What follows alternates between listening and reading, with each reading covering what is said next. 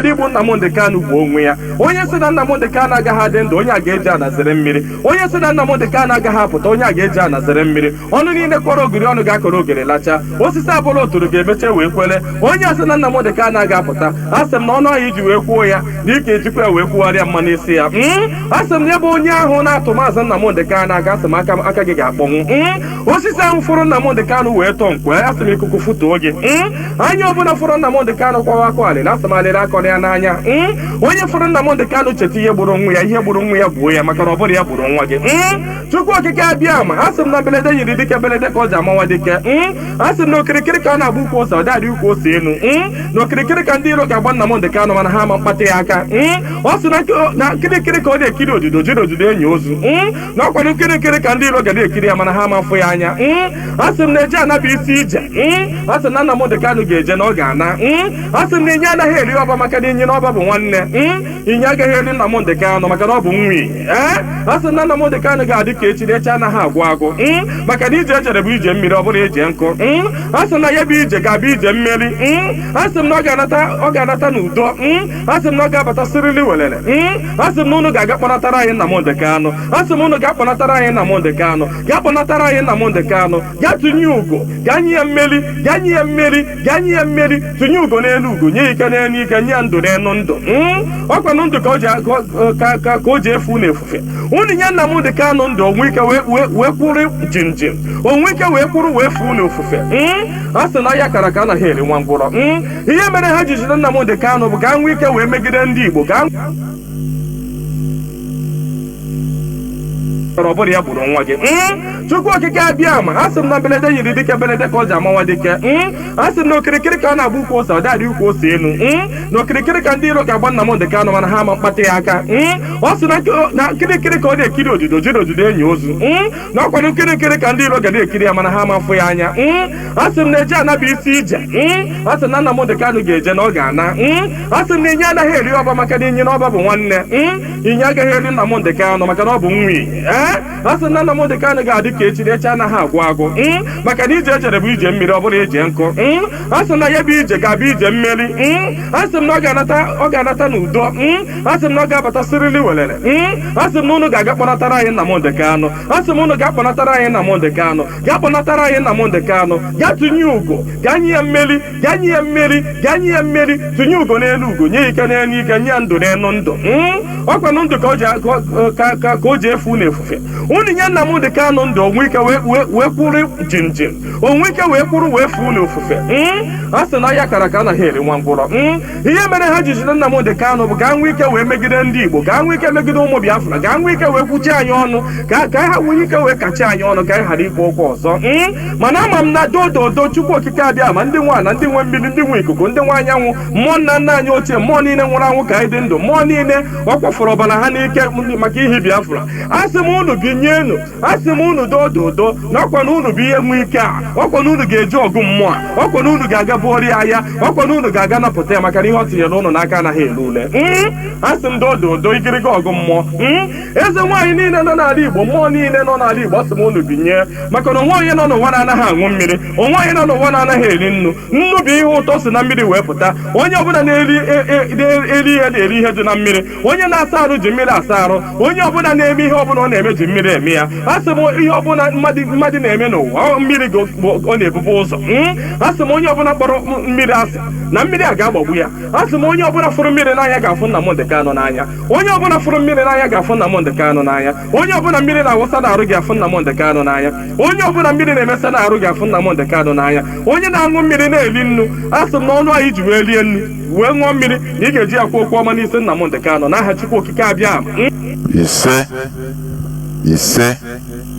Ise.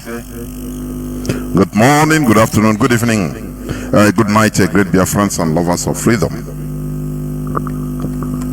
This is Radio Biafra House of Service coming to you through the auspices of Radio Biafra London. My name remains Mazi, Jonathan Chinedu from Alu province of Biafra land. We are here live and direct.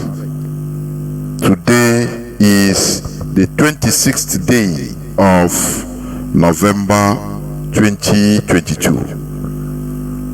I am here with Wada Marianti Haida, in order to go on our religious discussions.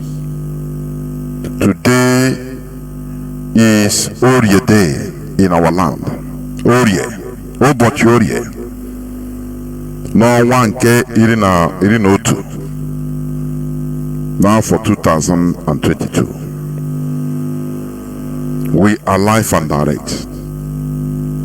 Therefore, I welcome each and every one of you to welcome your friends and well-wishers, even your enemies. Do not deny them listening to this hallowed platform, because what we are doing here is we are trying to disintoxicate our brains from the poison of colonialism. That is what we do here. The poison, the virus of colonialism, and this is what has been putting us backwards as Africans, as Biafrans, because we have been reasoning, thinking the way they programmed us to think. Now we are rebelling. Ideological rebellion is what we are engaged, started by Mazi in this hallowed platform. Ideological revolution and rebellion, that is it. Because it has been a long time they programmed us to behave and think, reason the way they want us to reason. That is why we are not moving forward. Therefore, in this restoration project, genuine physical restoration or freedom starts from mental emancipation. That is what I always know, is what I always put out there. Because we cannot restore a sane country without first of all liberating our mindset to reason in a different way. Otherwise we restore another quagmire, African quagmire of a country. I know, what, like zombies being there, zombieing and being there. No, what we are doing is mental revolution. It might not augur well with some people. It might, many people might not like it, but that is not the problem. After all, when Mazi Nnamdi Kanu started, many people, most people were against him. Now, do you know what you are doing? You want to cause war. You want to bring this and that. You want to bring down heaven heaven and brimstone. Brimstones and hellfire on earth, on us. But he didn't listen. He continued. And today, most of us, even not only Biafrans, many other people have seen reason with what he's doing. That time, people were, it was his opinion, yes. That is what people, though it's your opinion, though. Though it's his opinion. But that opinion transcends, develops into majority people's idea. And it is becoming a revolution. That is what we do. Therefore, before I continue, I will bring in Wada to salute Biafrans before we continue. Wada, please, over to you. Good afternoon, Mazi, Jonathan. And how are you doing today, sir? I'm good. Okay, Mazi. Good evening, my fellow Biafrans. I know I'm going to be brief in my introduction, but if you hear any car honking or anything, okay, fine, I'm getting to my house. So forget about that background. Once I get, I'll transition to my laptop. So my regards to, my greetings to Mazi, our leader, Mazi Ohamadike one of Biafra land, wherever he is. I send my regard, my express and sincere prayers to him. My utmost respect to the leadership, the DOS that is headed by HOD in the person of Mazi Etotem. And to my fellow Biafrans, I say welcome to our program again. And how are you all doing? Hopefully we are all doing well. We had our Thanksgiving here on Thursday. So my regards to all Americans and listeners. I hope you guys had a good turkey day. Unfortunately for me, unfortunately, I do not eat meat, so I was an observer. But all the same, I am so happy for you all. Everything went well, I hope. So, welcome to the program one more time. And please, I'm glad and I want to reiterate that we came in with our listening ears and an open mind, objectively, to listen, and then at the fullness of time, when it's time to make phone calls, we will be able to ask questions, bring in suggestions, bring in comments, because it's an interactive program. We're all learning together. Without wasting much time, welcome to you all, and let us yield back as we unfold what we have today. God bless you all. Once again, I welcome each and every one of you. Today is the 26th day of Obotuorie of November 2022. Our leader is still in the enemy dungeon. Our leader has been discharged and acquitted by the Nigerian court. But the Fulani Caliphate, they don't understand what it means by obeying the court order. They don't do that. They don't understand that. That is why, despite the court ruling that our leader should be released with immediate effect, and has not only that he should stand no more trial, he should never stand any trial once again in any Nigerian court. But here, the Fulani, they don't understand what it means in modern governance. We are talking about democracy, Federal Republic of Nigeria. That is rubbish. All those are rubbish. You know, Adamu has told you that they are not ready for electronic voting. In this 21st century, they are not ready. Always, they are not ready. So everybody should be stagnated, waiting for them. Do you see how they do? Nonetheless, we must continue in our topic, or on our topic that says upholding our values. This is the sixth part, upholding our values. Today, under a subtopic that says understanding our civilization and education. Understanding our civilization and education, under upholding our values. Before I continue, let me just a flash to some news that made headlines, please. Operation Golden Dawn in Southeast is deaf, dumb. Couldn't stop killer headsmen from sacking Enugu communities by the International Society for Civil Liberties and Rule of Law, Inter-Society. You know, what they are doing, Operation Python Dance, Operation Golden Dawn, by the military, is killing innocent Biafrans and nothing more. Aiding and abetting their terrorist accomplice, the headsmen, the Fulani terrorists. Because the Nigerian military is the Fulani terrorists, the Fulani terrorists is the Nigerian military. They help them, aid them in order to slaughter. That is why they will not do anything until the Fulani terrorists have finished their job. Now they will come to cover their back. That is the truth. That is the truth. Therefore, we must continue. And even in Enugu, the GOC, General Officer Commanding of the Edo Division, is one Fulani, Major General Omar Musa. He is the person that brought because of political weakness, our governors, they are agents, vassals to the Fulani Caliphate. So they accept anything without questions. Without questions. You see, the former governor of Anambra State, Willie Obiano, who is an American citizen, he has come and played his part.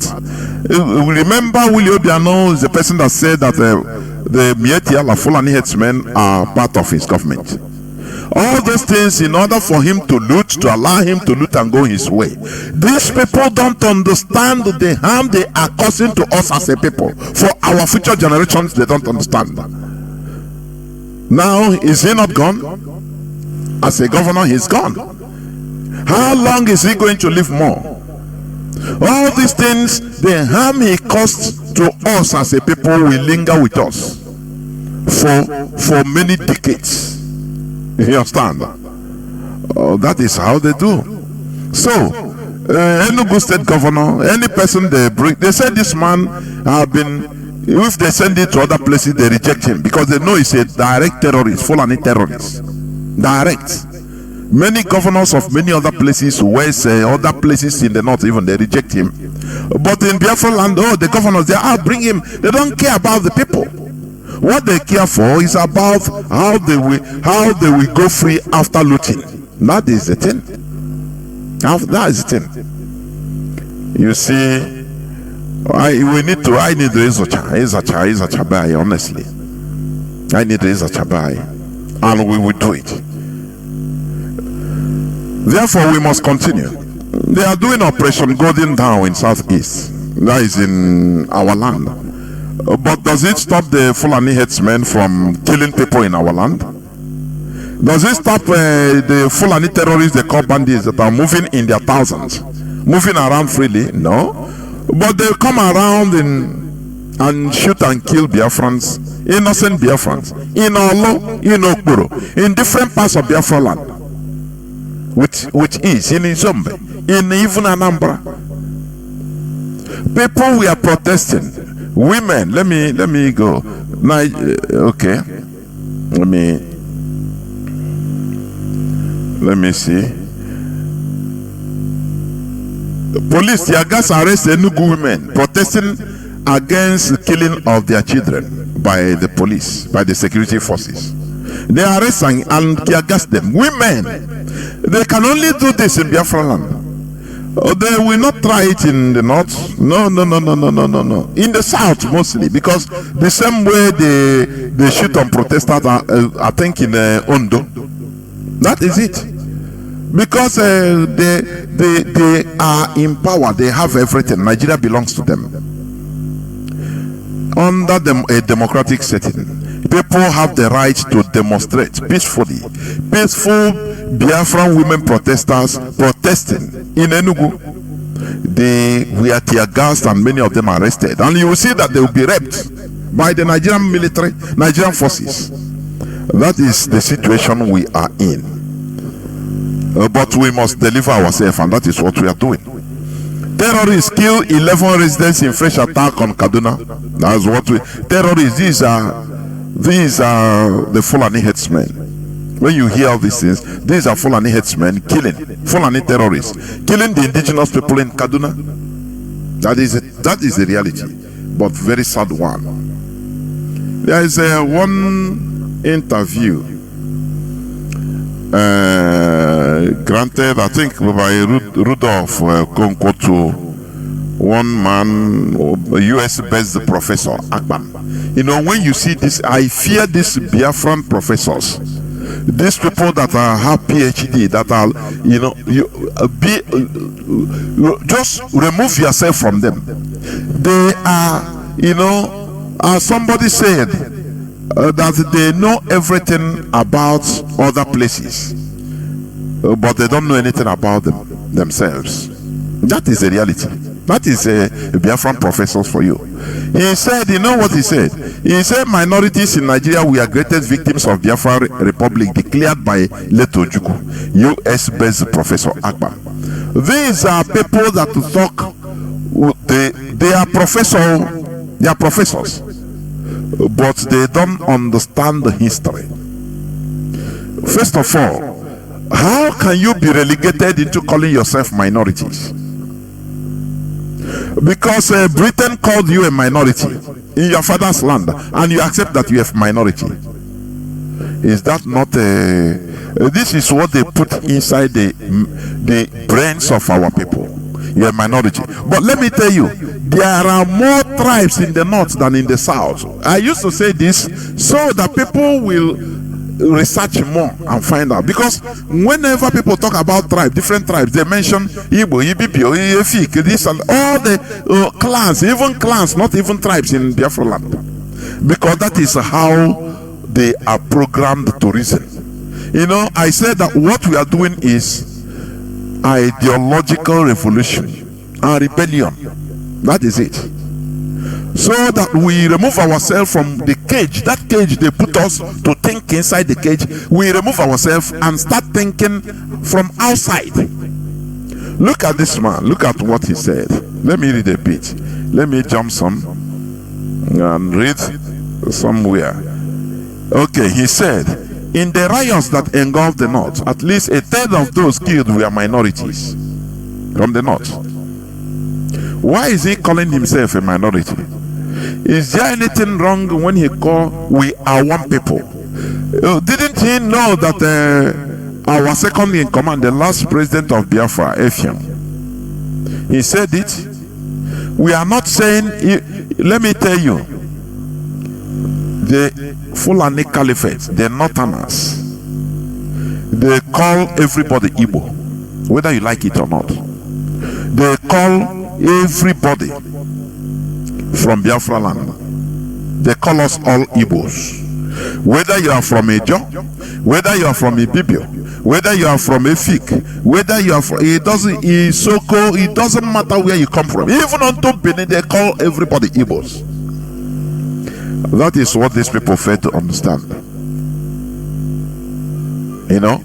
So, when we talk about our being slaughtered in the north, is every Biafran we are talking? These people, I don't know the type of brain. You know, this is a danger of studying in Harvard, but you have no roots, tap roots you don't have of your own. You know, that is what killed Azikiwe. Oh, he studied in Cambridge, in Oxford, in Harvard. But he didn't know Onisha is a village. He didn't know. He spoke Hausa first before he was he was brought back to Onisha, so that he can learn Igbo. Learning something that he should speak naturally. He learned it. This is the situation, the messy situation we are in. This person that is talking is calling himself a minority because Willings Britain said so, that you are a minority. Now you are a minority, and he say, okay, we are minorities. They divide you, try to separate you from your brothers, and you accept. Who is stupid? Who is stupid?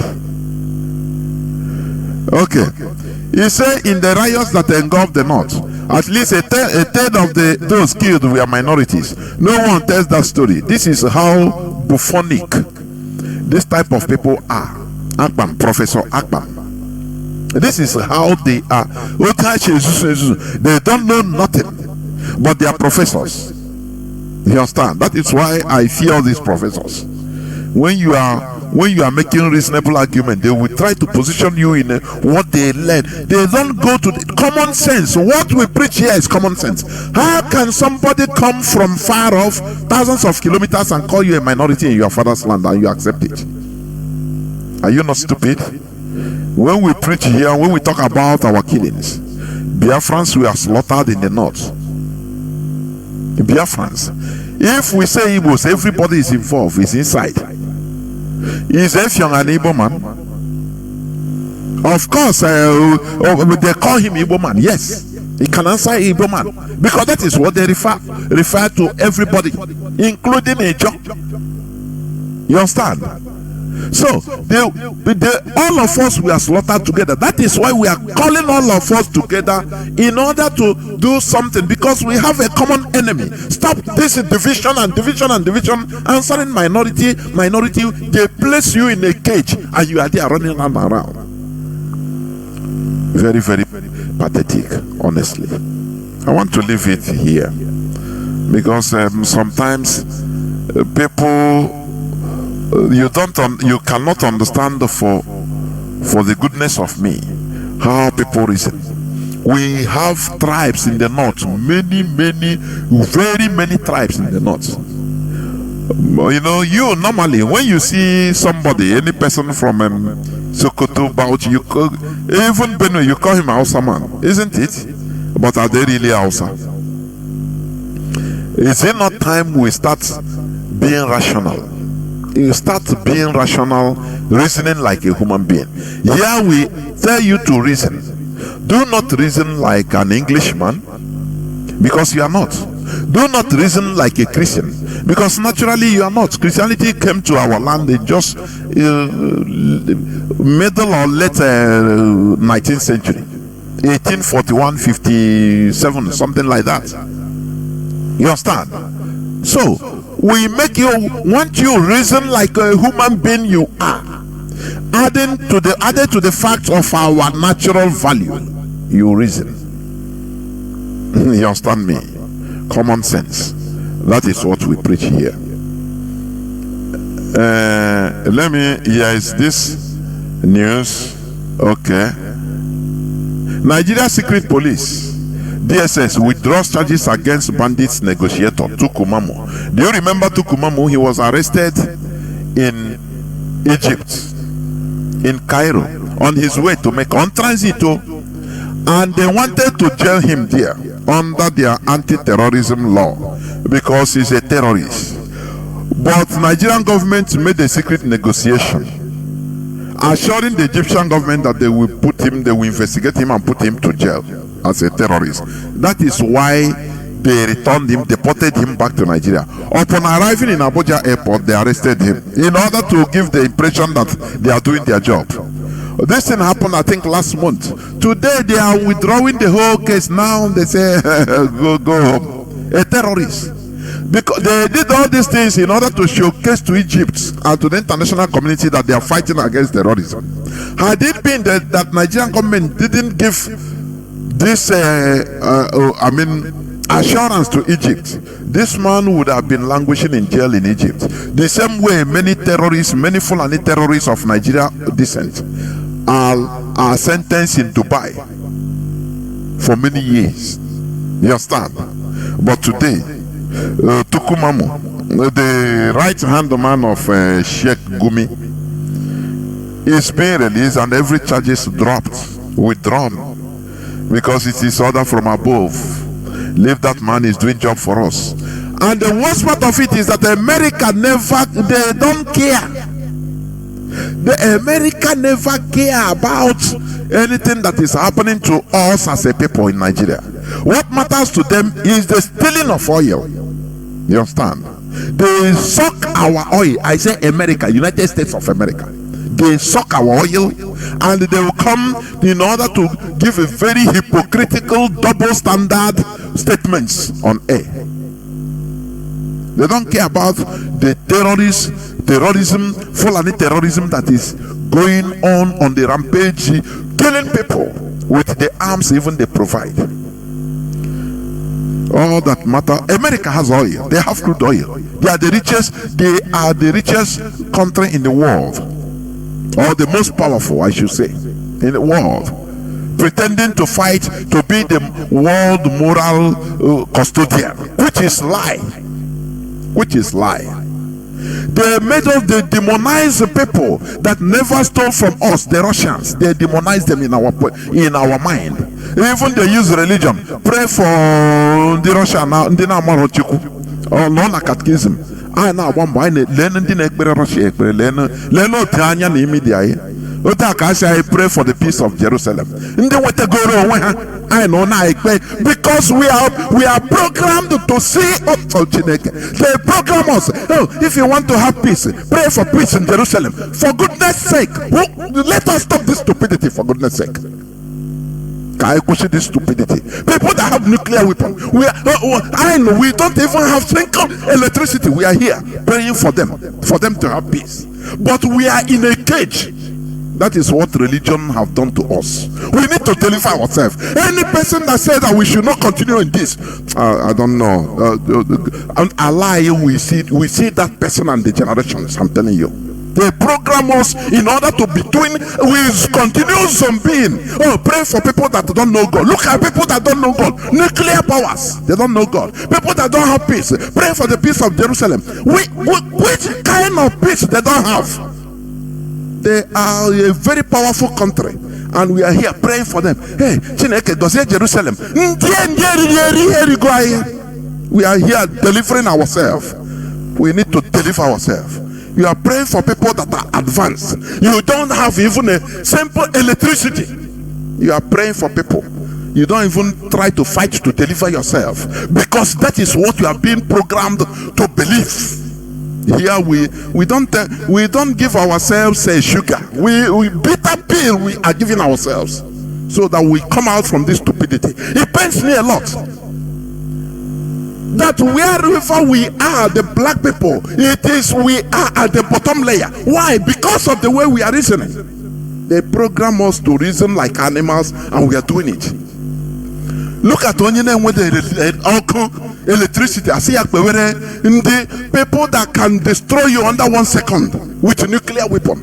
People that since 100 years they never take off the electricity. Since 100 years. But look at Onye, I know he say,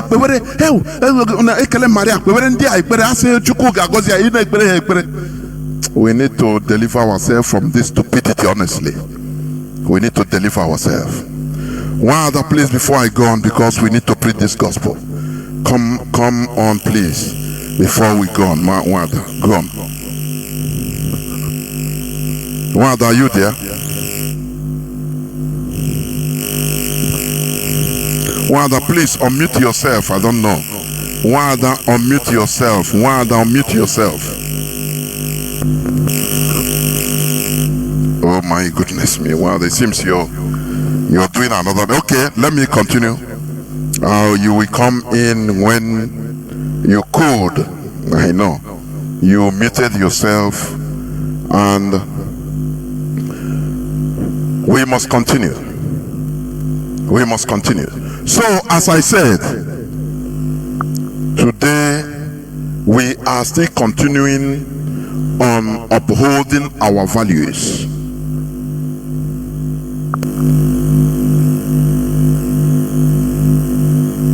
Wanda, are you there? Can you hear me now? Yes. Okay, good. Please come in before I continue. Come in. Maybe you're busy. Go on. Wanda, don't mute yourself. Two devices. Yes, go on. Don't just press the thing once. Okay, Mazi, can you hear me? Yes, it's okay. You are muting. I understand what the situation you are in. I'm going to come in a few minutes because I'm in transition trying to come into the house. Go ahead, please. Okay. Let me continue. I'll continue. I know that I understand that you are busy. I know. It's not easy. So we must continue, as I said. I will continue on the topic upholding our values. Today we are going to talk about understanding our civilization and education. That is what we are going to hit on. Please, you listen attentively, because as I said, what we do here is to disintoxication. Do you see how they disintoxicate addicts, drug addicts? They send them into centers of disintoxication. Here on Radio Biafra is a center for disintoxication of our mental caging, mental slavery that we have been. Mental cage, we try to disintoxicate it. It's not sweet. You can feel it as nasty. That is how it is. But that is only the thing that can heal us. Now, under upholding our values, understanding our civilization and education, our Igbo culture consists of ancient practices as well as new concepts added into Igbo culture either by cultural evolution or by outside influence. These customs and traditions include the Igbo people's visual art. Listen, so that you don't think whenever we talk about our tradition, you don't go only killing goats. Because him and the buy like killing goat and chicken. No, not only that, please. It includes the Igbo's visual art, music, dance forms, as well as their attire. Cuisine, that is agronomy and language dialects. All these are inside our custom, tradition, is our way of life, our values. Do you understand me? So that whenever we talk our value, people's mind we go now.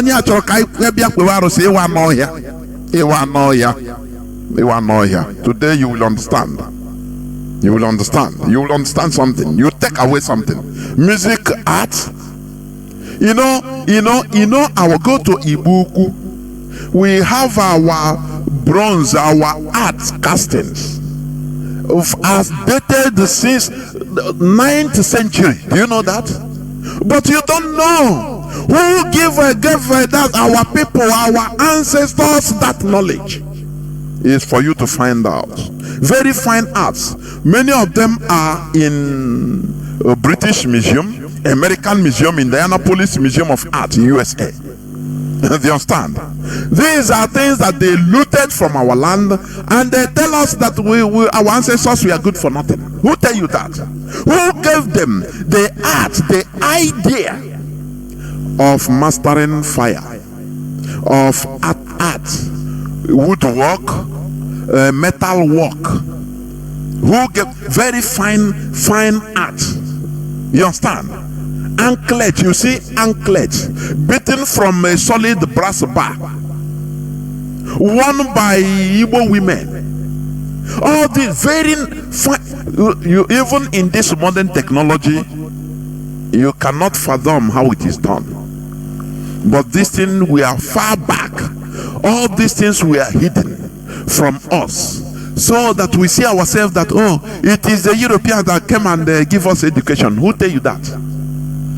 Our people, we have our own form of writing. In Chibiti is our civilization. Do you know that?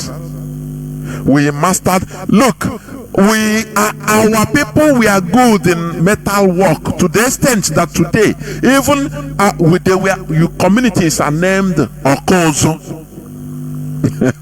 Okozo, Oka, Ndina Kozo. Today, because of English spelling, anglicized way of spelling it, they write it AW. No, Oka Ozu. You are calling it Okozo. No, it's Oka Ozu, because that has been their work right from time immemorial. Before even the Europeans understand what is artwork, our people have been doing it. All these, we are arts from our, ancestors.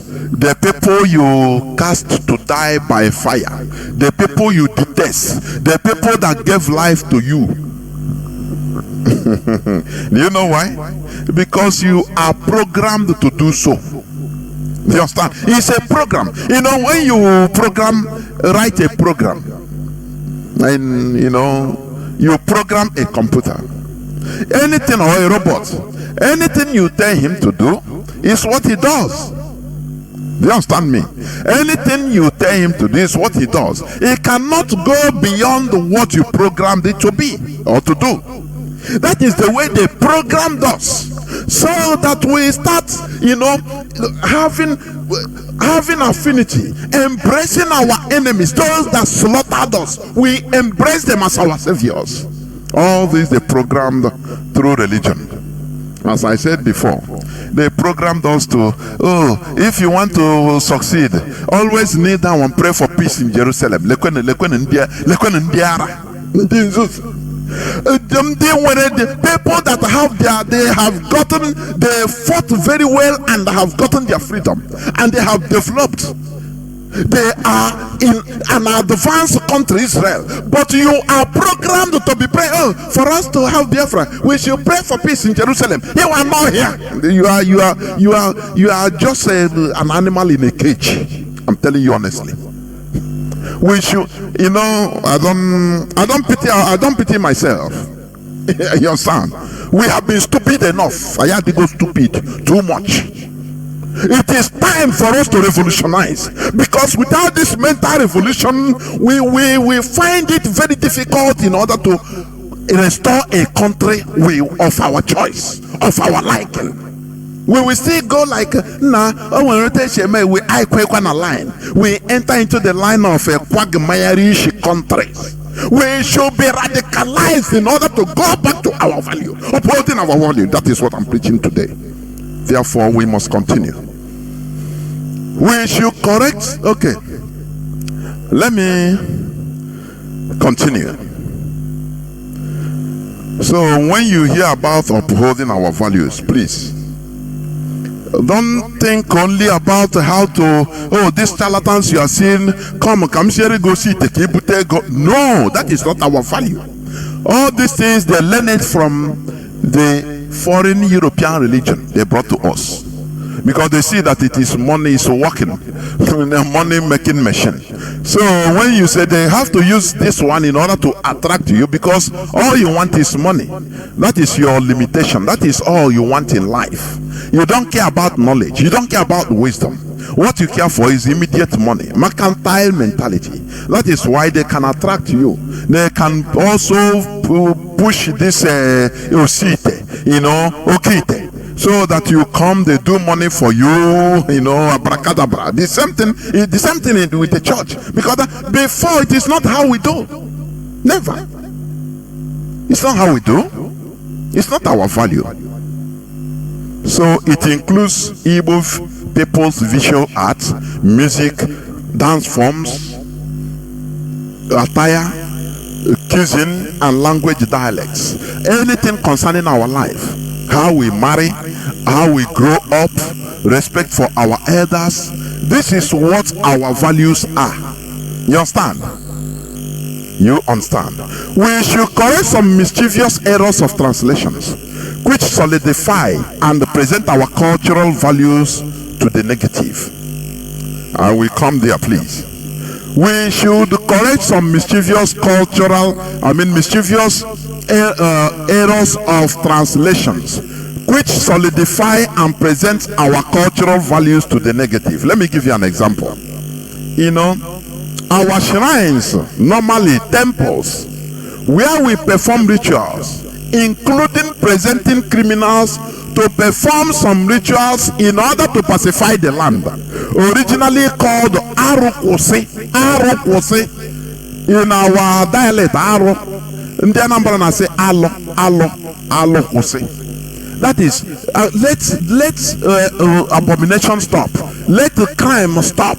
Alokose. That is what they translated today into Alose. Just the same way as Igbo Binus, or today is Ibizo. Things change.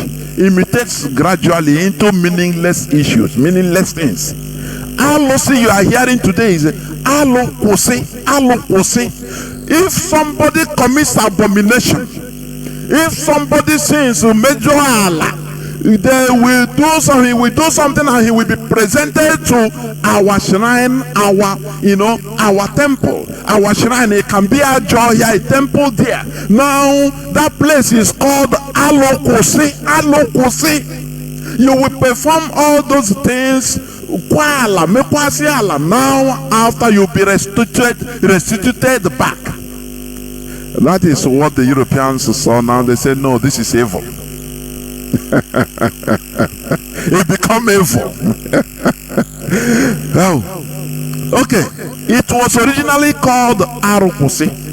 I am using our dialect, my Olo dialect, Imo dialect, Aru, but Anambra we say Alo. It was wholesomely but mischievously demonized and condemned by the European missionaries and translated as Alosi or Arosi, idol, in the Igbo Bible. Do you understand? Igbo Bible translation. They put it there. You know, some people might believe that the Igbo Bible also a fall from heaven for since the beginning of the world.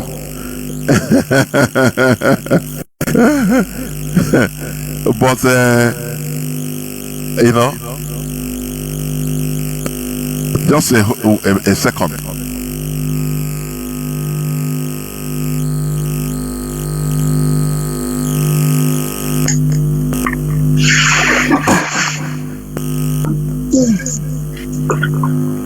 So as I was saying, this Alokose is a shrine. There are shrines in our communities. You know. Now, it is called Alokose. Do you know why they call it Alokose? It is where you make amends. Somebody that have committed crime in our land, pardonable crime, because there are ones that are not pardonable. You understand? That you know, they will assign a guardian. Now you get under more, they will kill you. Our land will slaughter, will kill you. That is our culture. That is our culture. Now, but the pardonable ones, they are either if you are exiled or is communicated anyhow. Oh, now they tell you, oh yeah, mekwala. When you do all those things, they bring you into our altar. Do you understand? You call shrine. It's altar. It's temple. Now, in that temple, that place is called Arokose. Arokose. When you finish, Agozie, you say Arokose today. You know, if anyone they tell you say, oh, you keep it, yeah, you keep it, this and that, and that is it. You go. That is Arokose. The Europeans, they saw our spirituality. They use their missionaries now in order to castigate and start using the criminals in our land that run into their churches, into their missionaries, instead of coming to, you know, suffer the consequences of their crimes in our land. They enter, run and go and meet the British missionaries, the European missionaries in our land. And those people tell them that, don't worry, your sins are forgiven. Now, this thing where they are taking you is where they should take you to do your restitution. They say it's evil. They start condemning it. It was wholesomely but mischievously and maliciously demonized and condemned by the European missionaries and translated as Alose, idol, in the Igbo Bible. They have idol we don't have. I know idol is English, idol, but they don't know because we don't have the interpretation of that idol because it's foreign to us. Something they call idol. Now they come and say, okay, this thing you are doing is idol. And they put it in Igbo Bible. Igbo Bible was first translated in 1913 of yesterday. Do you know that? But some people will think that from Elu since the time of Abraham, because there are many things, many words there that was strange to us. We didn't have, as in our value, in our culture, we don't have an explanation of that. So what they cleverly do, the European missionaries, they thwarted our culture. They pointed and said, no, it's this that is ours. You see that? And we agreed. And it has been eating us since that time. It has been destroying us since that time. Anything else? Do you see? Okay. Today, the virus they injected into us made us reason and think English. You know, when you talk, there are people, you cannot even explain all these things in Igbo language. You know, even we cannot really explain everything in Igbo language because now we are thinking in English. You understand? That is why we can easily call an idol. And when you translate it in Igbo, because of the original way, the malicious translation, which the missionaries put it, you say it's Alosi, which is where our temple before. which is where we and they demonize it. And they put us into that cage and say, oh yeah, because it's in the Bible. Now it's alocy. Now it becomes the general language. Do you see how human being can recreate human being? I'm telling you, Europeans recreated us. They recreated, I'm not missing words. They recreated us and they made us to be thinking in English. In European, we cannot think again like ourselves. We think in English. You understand?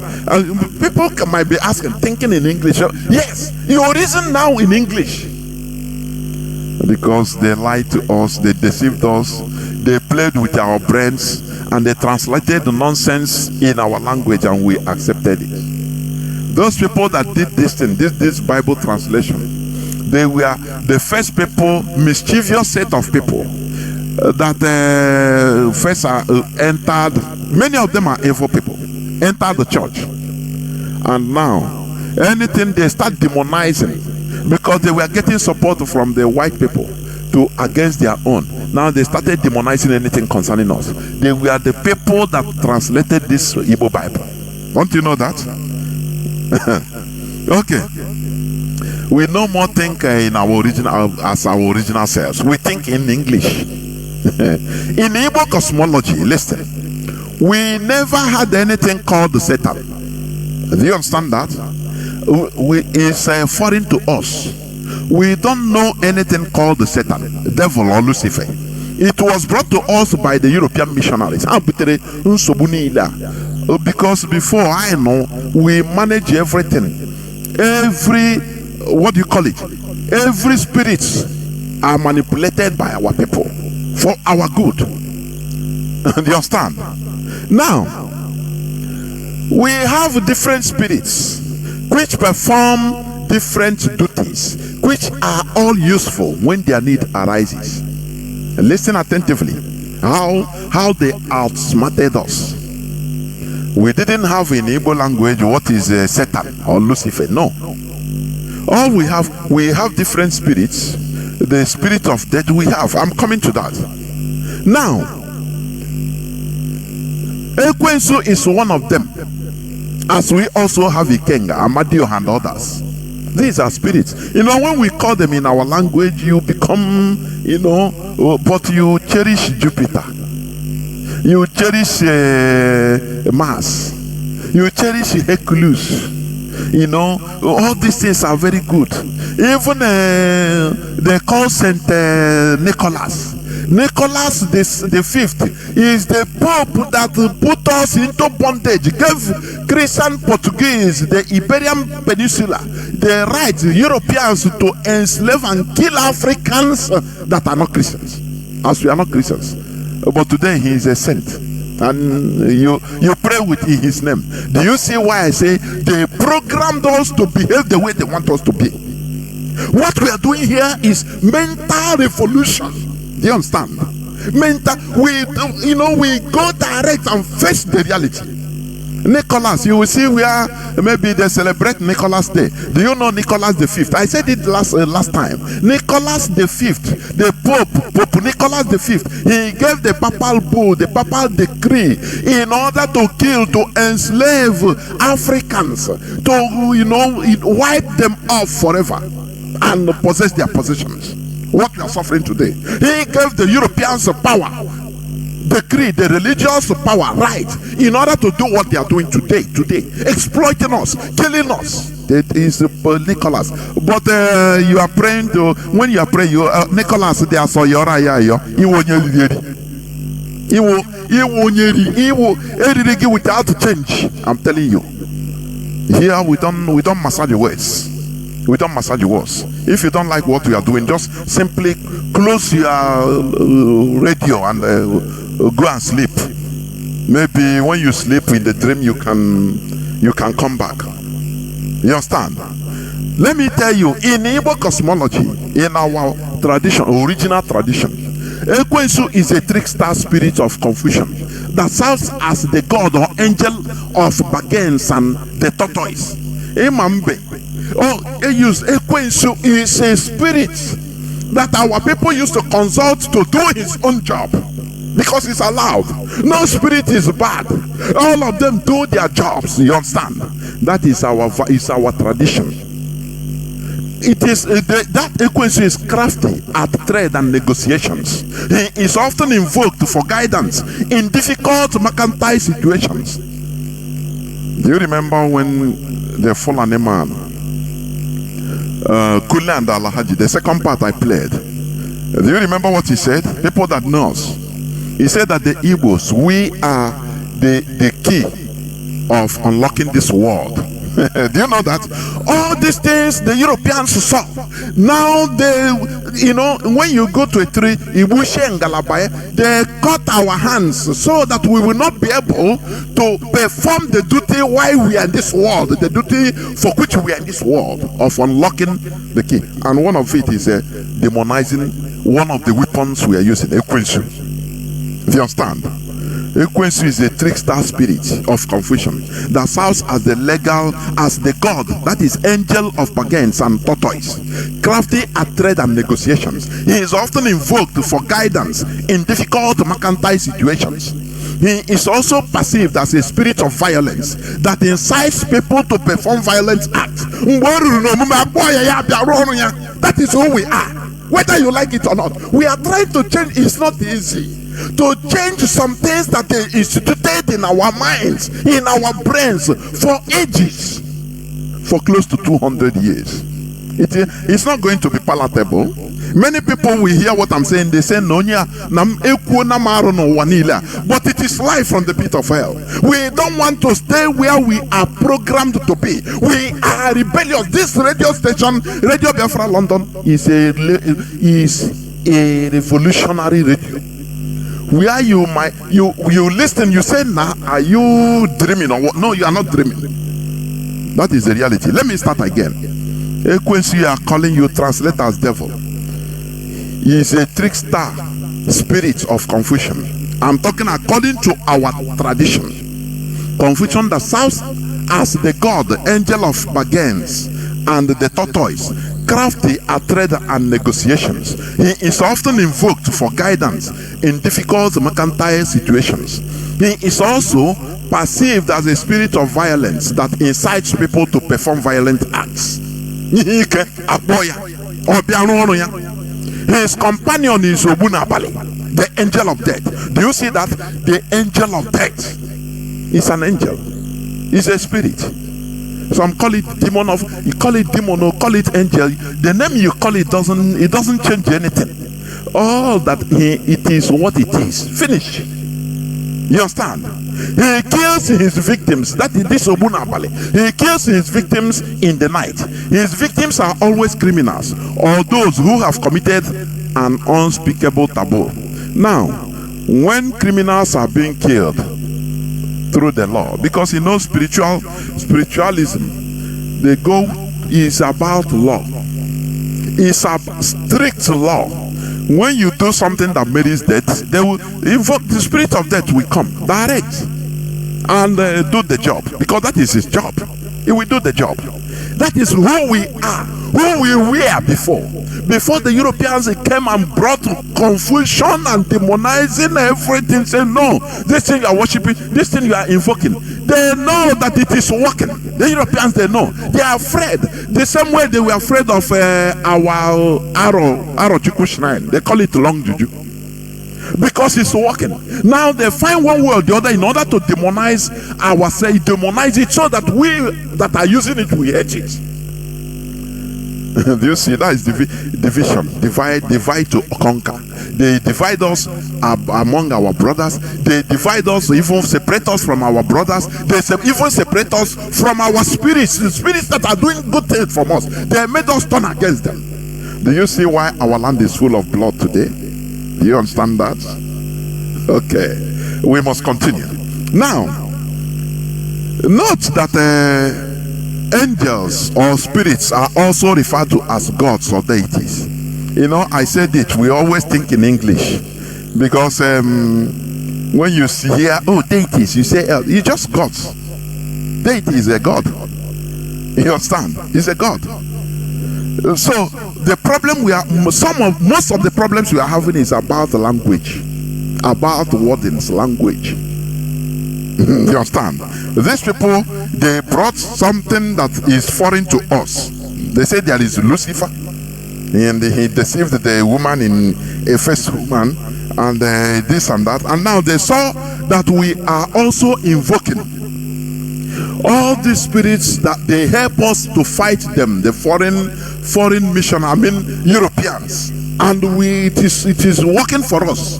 And now they smartly come to cause confusion between us and that weapon, the spirit we are using. Now they say, no, that's Satan. Is this thing you are worshiping? Is this thing you are invoking? Is Satan? So come out from it. Don't ever call it again. Go and spoil the shrine and call it ROC. It's evil. Do you see things fell apart and the center can no more hold? Let me tell you, even in the Bible, can you read? You know, we read because that is what we know. Yeah, but Mazi, just interject quickly. Okay, the truth is that every spirit, people should go to the Google or dictionary and find out what is a messenger. A messenger is one that carries messages. So every spirit is an angel, because an angel is a messenger. That's what I wanted to bring you, because you hammered on it.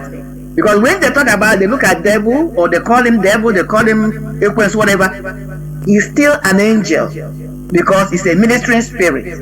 That's what angels are called. I just wanted to bring that. Of course. You know, I said the problem we are having is language. That is it. Yes. That's it. So somebody said the other time, because I could remember when I was in secondary school, I was very good in science, but at the early time, I was finding it difficult in physics. At that early time. And I found out that the problem I'm having is not really the physics, because when it comes to calculation, if I understand this, I calculate very well. Mathematics, I was very, very good. But all this, there are some wordings, big words. Grammar. The grammar. Density. Acceleration. This and I cannot understand it. Because yes. I want to first of all understand it now before anything. But even my teacher, he understands. That he's a very good man. He understands that my problem is the grammar they are using. He said, but why are you are very bright everywhere, but when it comes to this, you go low. Why? I understand this grammar. Now he started from scratch. He gave me the idea, take your dictionary first. Now start, when they talk about this, go and look for what is density. Now he will explain it to you in a primary way so that you understand it. That is, now I caught up immediately. I started understanding because of the grammar. So why am I bringing this? The problem we are having is just the language, nothing more. There are, just like you call countryside in America, isn't it? But when you come to Nigeria, you say it's village. It sounds very primitive, but it's the same thing, the same meaning. So we have problem in language. That is the worst part of it.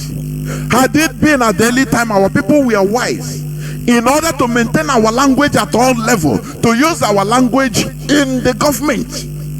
In the parliament, we speak Igbo language in the parliament. In schools, we insist on using Igbo to speak, to teach science. It would have been another story altogether, a better story. Just like the Japanese. The Arabs, they learn science, but in Arabic. The Japanese, they learn science and technology, but with Japanese. Do you understand? They smartly, anything that any wording that comes up, or new technology wording that comes up today, they smartly gather together and find a word that suits it. Not Europeans coming to tell them, no, this is what it means. This is what, no, they find out in their own, by themselves. That is what we failed to do. And it is haunting us today. So before you become an engineer, you must first of all be fluent in English. It is hurting us. We should be the most intelligent people. Just tell an American to first of all use Igbo to read, study medicine. Tell a British citizen, say, now you study medicine with Swahili. You know how difficult, you know the hell we are passing through, and we are enduring it. They put us in a very big cage. I'm telling you. This is a process. It's not going to come out today, but little by little we are doing our own bidding. We are contributing in order to liberate ourselves from this cage we are in. So let me continue. Let's go to because I said that angels, as you have explained, angels and spirits are also referred to as gods or deities. Even in the Bible, Genesis chapter 18 verse 13. Where Abraham received the three spirits in human forms, they call him angels. They call those people, they call them Lord. The Bible called them Lord, and Abraham even worshipped them. Those, according to Bible story, you understand me? Abraham even worshipped them, bowed down and did obeisance and worshipped them, and called them my Lord. They are referred to as God also. It's Lord. So they are deities, but in human form. So when we talk about spirits, our deities, you believe it is something. No, don't say it's ROC. No, it's misunderstanding because of ignorance. That is it. So if you go to Genesis chapter 18 verse 13, you read it. Even you can start from a that is where they announced to Abraham that Abraham, that his wife will born. That after they started going to destroy Sodom and Gomorrah, all those things. That is it. Now, the European missionaries, in order to break and conquer both our spiritual, mental and physical power of resistance against them, they smartly taught the early Igbo Christian converts that their Satan in the Bible, which they brought with them, is this our Ikwensu, which we invoke for craftiness and resistance. You know, one of the abilities of the Illuminati, wise people, the ability to control, use, manipulate even spirits to do their biddings. It's a credit, it's not bad thing. That was the wisdom God gave to Solomon. Do you understand? Because Solomon is one of the pioneers of Illuminati. Let me tell you. That is why today Kabbalah is in Jerusalem. Kabbalah Foundation. You don't know what it means. These are Illuminati and all the rest. The capital is in Israel. So there are many things you don't know. But our people had the ability to manipulate spirits, invoke on spirits, in order to do some biddings that we could not as human beings. And it happens. But the Europeans smartly, they now turned us against all those things. Do you see how smart they are? So that we start fighting them. You understand? And the evil that is multiplying in our land today is they are fighting back. Do you understand? They remove themselves from us. Okay, you people. Now the Europeans have power. These are people. They are more. You see them, but you don't know. So when they call us, they say, "Oh, we didn't know what is Satan before." Ekwensu is one of our deities, like Ikenga, Madioha, and many others. Obunabali, all of them. We use them when there is need for any of them. Do you understand me? Okay.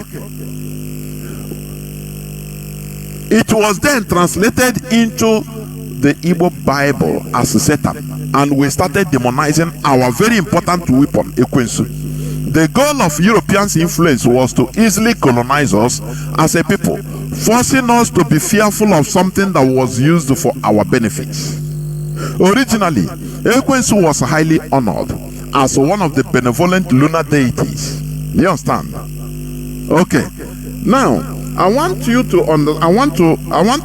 quote another place, please, for you to understand more. That there is no this Satan they talk this and that. It is them that brought it. Even in the Bible, go to the book of 1 Samuel chapter 18, because I will quote all these ones, the one we can understand. If I start quoting the book of Brahma, you cannot understand it. So please, let us go to the book of what do you call it? First Samuel chapter 18, please. First Samuel chapter 18, verse 10. First Samuel chapter 18, verse 10, please. 18 verse 10. Okay. Now, you know what he says there? Listen, let me read it. And it came to pass on the morrow that the evil spirit from God came upon Saul. I raise my case. Let us go again. The first Samuel chapter 19 verse 9, which means evil spirit also came from God. That is what I'm telling you. It depends on how you address it. It's human being that address it is evil or this and that. He does his job. Every spirit does his job. It's you now in this planet that depending on how you understand, you call it a good spirit or evil spirit. Because when we invoke Ekwensu and we do the bidding or our bidding against our enemies, those our enemies will be annoyed and say, evil spirit have attacked them. But for us it is a good spirit. Do you understand? That is why the European missionaries, they convince us, they intimidated us, taught us to hate something that is good for us, say that it is evil because we can use it against them. Do you know what the ekumekus we are using? It's all these things. And they saw that, look, this thing is, we need to thwart these people.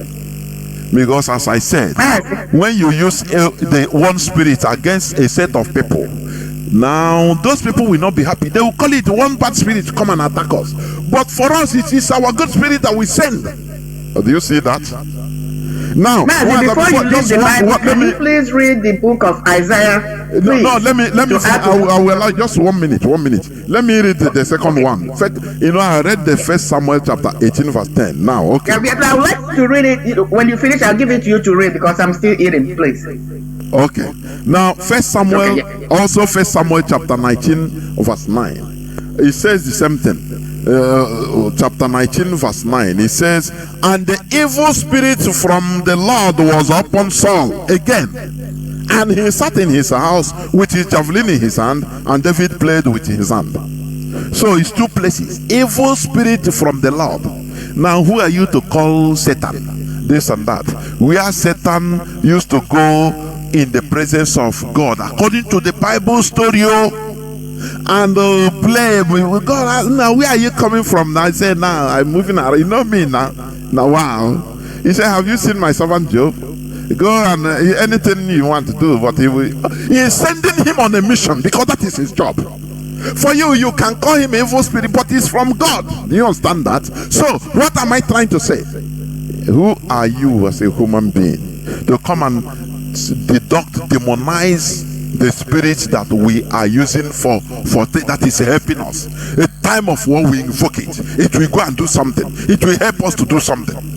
Time of business and negotiation, we call it, do some practical things, and it will help us to get sense in order to negotiate, in order to do some businesses. It helps us as a trickster, and you are calling it Satan. What do you want to say? Please go on. I just would like you to add this chapter, Isaiah, the book of Isaiah, chapter 45, verse 7. Please read it. Isaiah chapter 45. Okay, today on chapter 45. And no, Mazi, to add to what you just brought in. Chapter 45, verse what? 7. He will lay the foundation of evil, please, or devil. Okay. Please. I form the light and I create darkness. I make peace and create evil. I, the Lord, do all these things. Okay. Who is talking? Who was talking? God. No. He created it. You see, and people are saying kill devil. I wanted to bring that man. What do you see? We are every day as I'm talking. Maybe some are in the church now, binding devil, casting it, killing it, die by fire. Who are you? Who are you? Instead, this we should emancipate ourselves from mental slavery. The people, the wise people, the Europeans, they push us into pursuing shadows. Do you understand? And they are progressing. They are doing their thing, manipulating their thing, and going, advancing. They left us and say, if we they say no, Pope, we on catechism.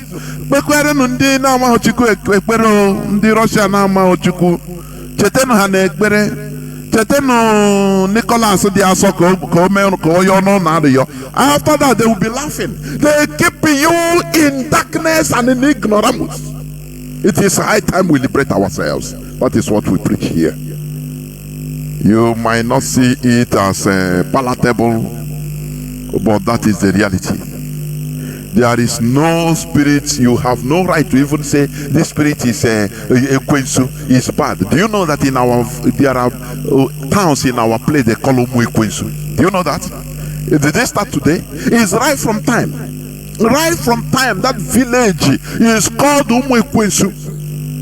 Do you know that? If it is something bad, do you think that they will be called Ekwensu?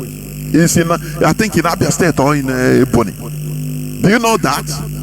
So why should we always be, we are ignorant. That ignorance is what we are trying to remove. Some people might be saying, no, this is not about Biafra restoration. Come on, this is the most important part of the restoration, restoring our brain, our values. Without our value, we cannot develop, let me tell you.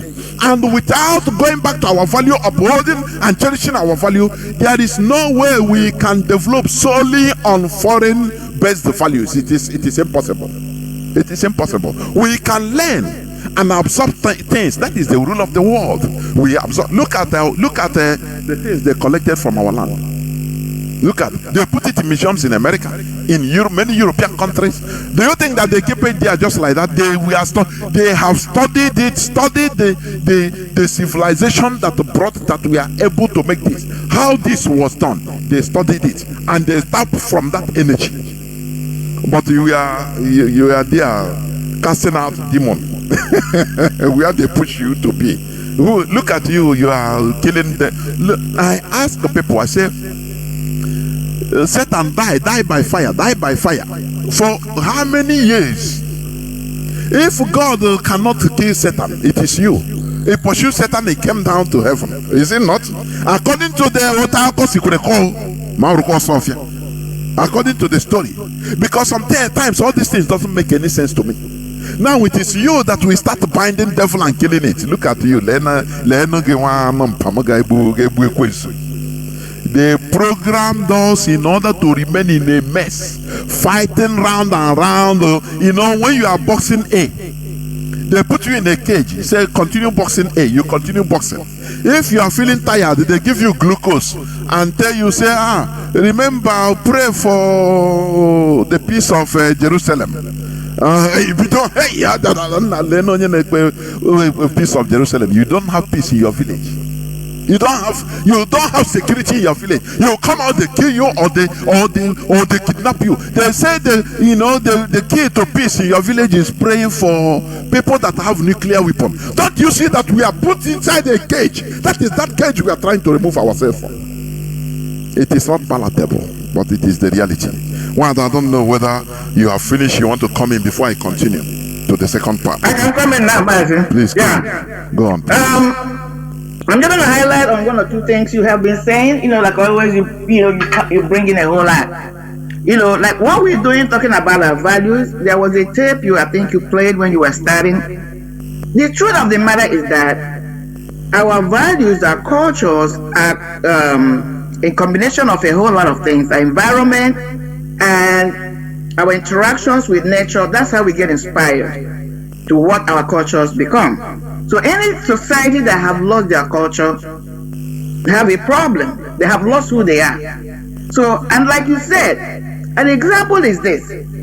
Because after yesterday, I went and tried and checked the Yorubas too.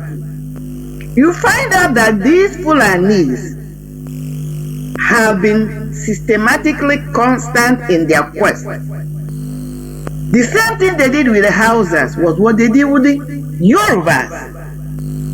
Yorubas have one of the finest art craft before they come in contact with the Fulanis. Why am I stressing this point? Because our people, for some reason, are not getting the battle we are in. They are not getting it. They think it's a joke. What is happening in Hamufu now, or around the Hamufu, is a tip of the iceberg. Now, when they come, everybody runs. It's not easy to run and come back. Never. So this is how they start their conquest. I think what is happening to us is that some of us think that you will see a whole bunch of Fulani herdsmen that will come and invade a community at a time. That's not the strategy. That's not how they roll. What they're doing now is how they do it. They will chase these particular people, they will run to another place. When they occupy this place, they run to another place. And they have no interest in advancing mankind, because all they want to do is control. Look at what they have done with the Hausas. Total domination. Yorubas are totally dominated now, but they don't know it. What did they use? Instrument of what? This religion called Islamic religion. This is their main tool or weapon they're using to colonize or to conquer, not colonization this time, to conquer the indigenous people of Nigeria, or that location called Nigeria. Look at what is happening now with Chinedu. It's intentional. They forced him to take that. This is my own deduction. They must have given him condition that he must take this radical. He calls his deputy or potential vice president. Because they have a game plan for him. That is why they allowed him, and he can't say no. So even if he becomes the president, they will continue to pull the string. He will be just a stooge. That's who he's going to be. So we must understand what these people are doing. They're not playing with us. But let's go back. Why we are telling our people that Biafran project is a must. If we must survive as a group, if we must survive as a community, if we must survive as a tribe. Now, when it comes to our culture, what you're talking about, you talk about our masquerade, they will say it's evil. But in America here, they have festivals. It's okay. Both the Christians, everybody will go and participate. They call it cultural festivals. They are allowed. In fact, they are promoted. You talk about our deities, they are evil. But when you come in here, they even have a day set out they call Halloween, when they worship and relish every spirit.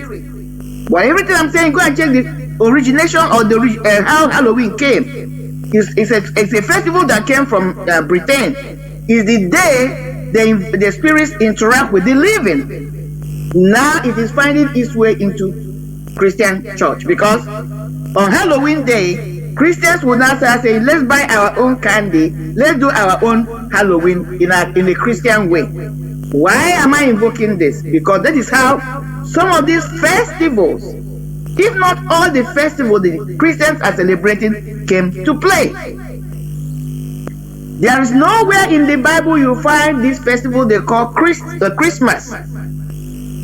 Christmas was a pagan festival, a Roman pagan festival that was brought into Christendom. That day they celebrate Christmas is the day that the pagans were, what they call pagan, that is traditional religion of the Romans. That's the day they set aside for the sun god. That's the day they celebrate the sun god. Everything I'm saying, you can check. People can check it. The same thing with Easter. There is nowhere in the Bible you will see the word Easter. Rather, Easter is what you see, Esther. Now, what is Easter? The original name is Esther. Esther was or is a goddess. Goddess of spring. Goddess of fertility. That is why it's celebrated at the time it's celebrated. When life begins to come back, what do you mean? Now, it's taken from the culture of the Europeans. Because that is when winter is going down and spring is coming up. So it's the goddess of the spring, the goddess that brings life. That is why they wove it into Christianity, then tell you that Jesus Christ resurrected. I'm not arguing whether he resurrected or not, but it's the same principle that applying, that he resurrected and brought new life, because they don't want to tell people the truth. These are the deceptions that wove into Christianity, what my people are carrying and parading everywhere. But let's look at these people that brought this religion to us. They are not even practicing it the way we are carrying it. They are all secular countries. They are not religious countries. Because the last time I checked, these two religions, Islamic religion and most Christian religion, they are purely for conquest. I have not seen any state, any country today that is running on Islamic, pure Islamic principles, have no secular laws, and then adhere to what they are preaching to them in Nigeria and have advancement. A Muslim is not smart because he's a Muslim. No. A Christian is not smart because you're a Christian. No. You are already wired to be smart before you embrace your religion. People must understand it, because they argue with you that every good thing comes from God. I understand. If you believe there is God, I'm not disputing that, but it is not because you embrace a particular religion that have made you to be a good person or a bad person, or, because it is your environment, your upbringing, the things you come in contact with, which we call nature, that shapes you to become who you are. That is what is happening in that contraction called Nigeria. That is why, because people have, they have used these two religions to constrict people, to set a standard on how far people can think. Because everything of life comes through the mind. Out of the mind are issues of life. So because now people, this standard have been raised strongly by these two religions, and people who adhere to them, they are caged, they are not exercising their mind, so they are limited in their potentials. That's what has crippled that place. That is why we are fighting, so that our people can look beyond these two religions. We are not asking anybody not to worship whomever they want or whatever they want to worship. There's only one God anyway. But any Lord, there are many lords, but there's only one God. Even when you go to Christian Bible, I'm going to touch that a little bit. There are many laws that govern localities, communities. Every square inch is governed by laws in the spiritual realm. So anybody is free. But what we are advocating here is this: we must exercise our minds beyond religion, because that's the only way we can make headway. Even when we are talking about Biafran project, unless we think beyond these two religions, or any religion at all, we may not be able to really understand what we're talking about, because they come up with this deception in this religion, telling you that you don't have to worry about this physical head, you don't have to do anything, just sit down, lay low, Jesus is coming, and your place is heaven. But the argument I ask these people, and one of the arguments I make is this: if I believe in this your concept, in this your religion, the way you want it to be, which will make me a born again, why are you asking me every day to help you? Why are you asking me to go and work, pursue the accumulation of wealth on the physical earth, and then come and help you out with that money?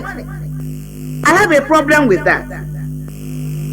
And when you ask them that question, they will say you're wicked, because they are not reasoning. Now, but just one point here. 1 second. Let me tell you, religious people, they don't like to engage in sensible, commonsensical arguments. They cannot argue, they cannot debate. No. Whenever you bring something that makes sense, they shy away from it and turn. Before you know, they can say you are demon evil. They start finding demon. That is how they have been programmed. Go on, Wanda, please go. Because they have been caged not to exercise their minds. That's the point. That is why I brought this Isaiah 45, verse 7. The God you're talking about, every day you go to church, you're asking God to kill Satan. You're asking God to kill devil. You're asking God.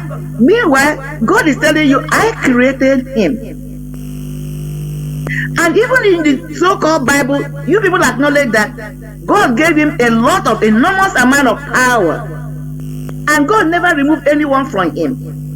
Ask yourself, if God felt it needed to kill Satan, he created him, don't you think that he would have killed him? And you, mortal man, is the one that is asking God to kill him. Meanwhile, God uses him at his disposal whenever he wants. He uses him. Because you guys are saying that God sits at the right hand of, Jesus is sitting at the right hand of God, interceding on our behalf. Well, who is sitting on God's left hand? Is devil. Because something has to be there if they're qualifying the right hand. Because again, the Bible will tell you that when God wants to bless, he will raise his right hand. But when God wants to curse, he will lift his left hand. So devil is sitting there, right there with God. And God is using him. And then a mortal person is telling God to kill devil. Because we are the ones to advise God right now. But let me go to something else. And I think that is important. You invoked it a little bit. I don't know whether you know how you touched it. You talked about Kabbalah. I have an in-depth knowledge about Kabbalah. I don't, I'm going to stop. I'm not going to go further than just saying I have an in-depth knowledge of Kabbalah. It's one of the secret weapons of the Jews up till today. When you're talking about Kabbalah, one of the principal factors of Kabbalah are numbers. Now, the cell phone or internet or network we are using, the question I want to ask our people, because they want devil to die, according to the Bible, devil is the prince of the air. That is the medium through which he travels. That's what I'm trying to tell you there. Now we're using cell phone, we're using internet. The argument I have made, I continue to make, even I made it with a couple 2 days ago. Through which medium are these informations flowing through? Air. Air. And the spirit of air is who? Satan, devil, Lucifer, whatever you call him, according to your Bible. So now let's talk about Kabbalah. Just like you have the cell phone, I took a little bit course on, because they make you take that in America here when you're going to school. They introduce you to network, foundational level of IT. You must know it because, that's when they want to make sure that everybody is computer literate. At least you can be able to go in and do 1 or 2 things. So you must take it as a course. At least 101. So I was exposed to this thing. It was fascinating to me because the way my mind goes is most of the things I'm introduced to, I begin to weave it to understand or use it to understand spiritual concepts. The force or the main thing that makes internet and cell phone or any to work are 2 numbers. I'm going there because you invoke Kabbalah. Zeros and ones. Number 1 and 0. Everything written on internet, every information functioning on internet or your cell phone are being coded with these 2 numbers, 0 and 1. Do we see them? No. So when a software developer or coder is coding it, it depends on the placement, how he places the numbers. That's how we receive it. When they finish the software, then you have the, inside your system, what is going to translate it, and that's what I'm going to use for us to understand it, and bring those coded information for you and I to read them as words. Why am I bringing this? Because as far as Kabbalah is concerned, every single word is a living entity. Every spoken word is a living entity. Every number is a living entity. I'm not teaching this now because it's a deep spiritual concept. So why am I saying this? Our ancestors, that's where I'm going back because you reference it too. When you check, just like I checked yesterday, when you check the houses, what they practice, their religion, their traditional religion, when we look at the word Hausa, these are the Hausa speaking people, because when you come to Hausa speaking people, they have different tribes, just like you mentioned, many tribes. The only thing that held them together, that they spoke that they can communicate in that common language called Hausa, even though when it comes to their tribal level, they have their own tribal dialects. Now, before Islamic religion hit them, their worship was spiritual worship. They were dealing with these things we are calling out. They were able to manipulate the spirits, because they believe that these spirits can live in the woods or living things, human beings. So they had that. Some houses are still practicing it today. That is why some of them are able to do what? They can manipulate animals to shut their mouth down. You can see an outside person carrying hyenas, even lions, playing with them, because there are leaves they will give them. They bring them together and then give it to them. Those animals will not do anything. They tame them. These are knowledge. These are sciences. Because this is pure science. If you call medicine science, it is our own science. They knew and mastered this craft before Islamic religion came. We're not more than for your broad Islamic religion. Just systematically, they are trying to do today. They begin to tell them that what they were practicing was evil. Because the whole aim was to what? Conquer their God. Once they were able to abandon their God and embrace this religion, it was game over for the Hausa people. And he did it by what?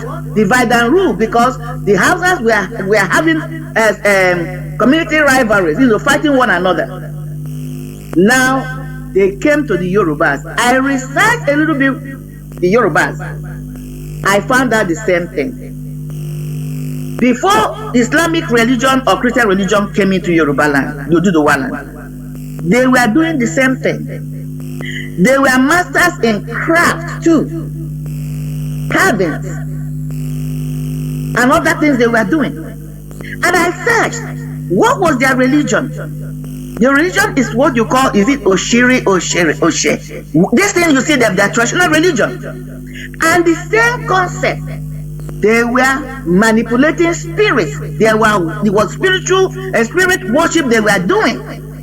And I invoked it a little bit 2 days ago, but that is why I went to find, to make sure that I'm sure of what I was speaking about.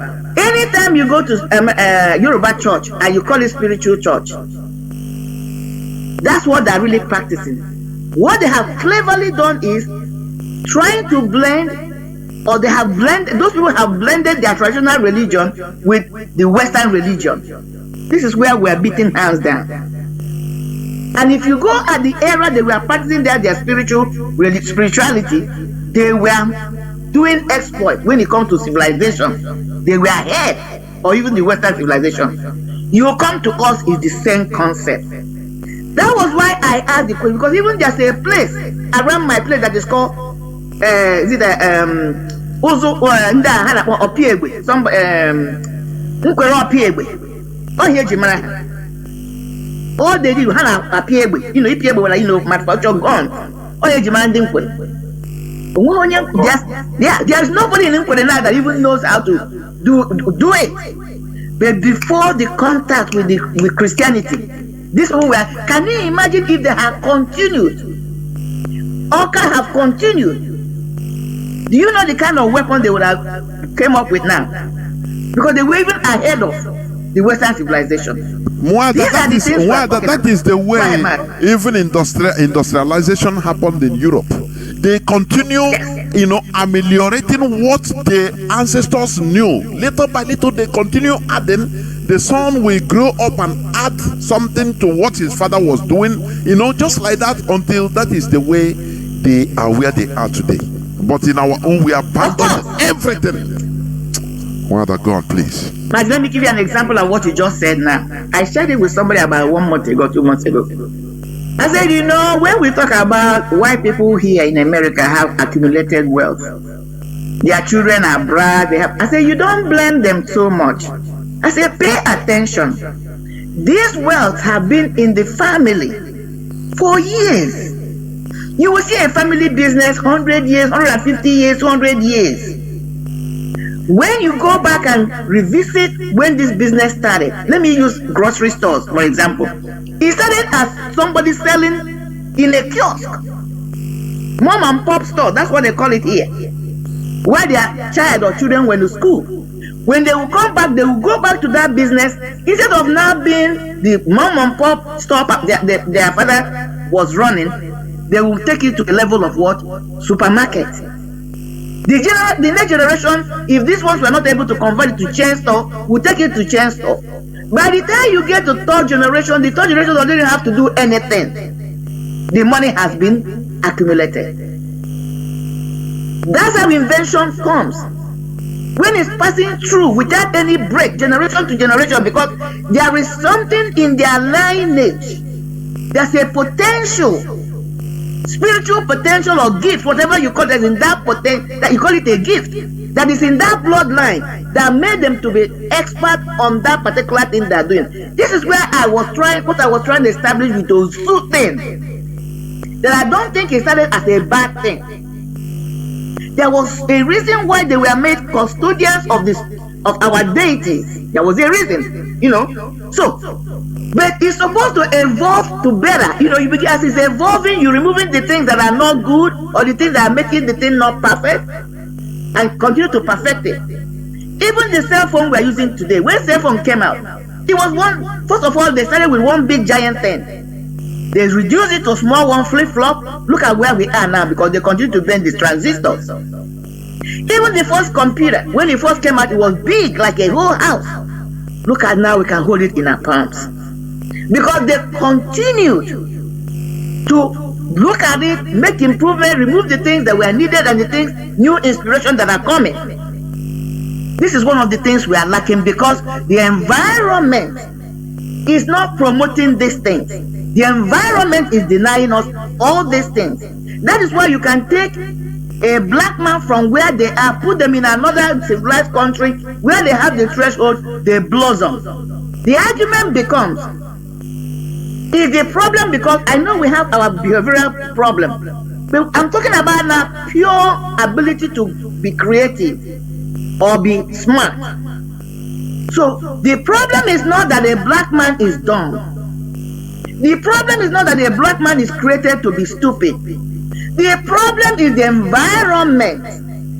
These things that have been put in place intentionally, and the major one is religion. These two religions, take it or lump it. They were intentionally set in place to cage people to the limit they can go. And then the other ones they call their daddy geos or whatever, or the politicians, are those who understood the game, continue to play the game, using it to stand on top of each other, every other person. That's the game we are dealing in Nigeria today, or in Africa in general.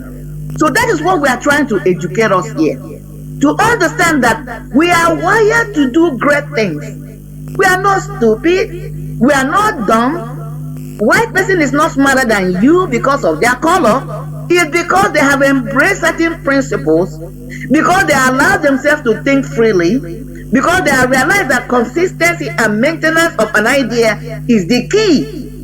They have realized that you cannot be following a concept when it doesn't even pay you or does not improve your life. They have realized that I will not allow somebody else to dictate my future, that I have the ability, I have the right, just like the next politicians on my side, just like the reverend father or reverend sister or pastor or whomever on my right hand side, think they have the right to assess if there's anything like called God. I have the same right. And that I should not be allowing them to define or dictate my future.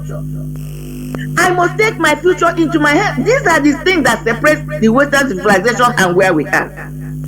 And again, we must know that when you look at a society, the elites of the society tells you the behavior of the general population. Because why am I saying this?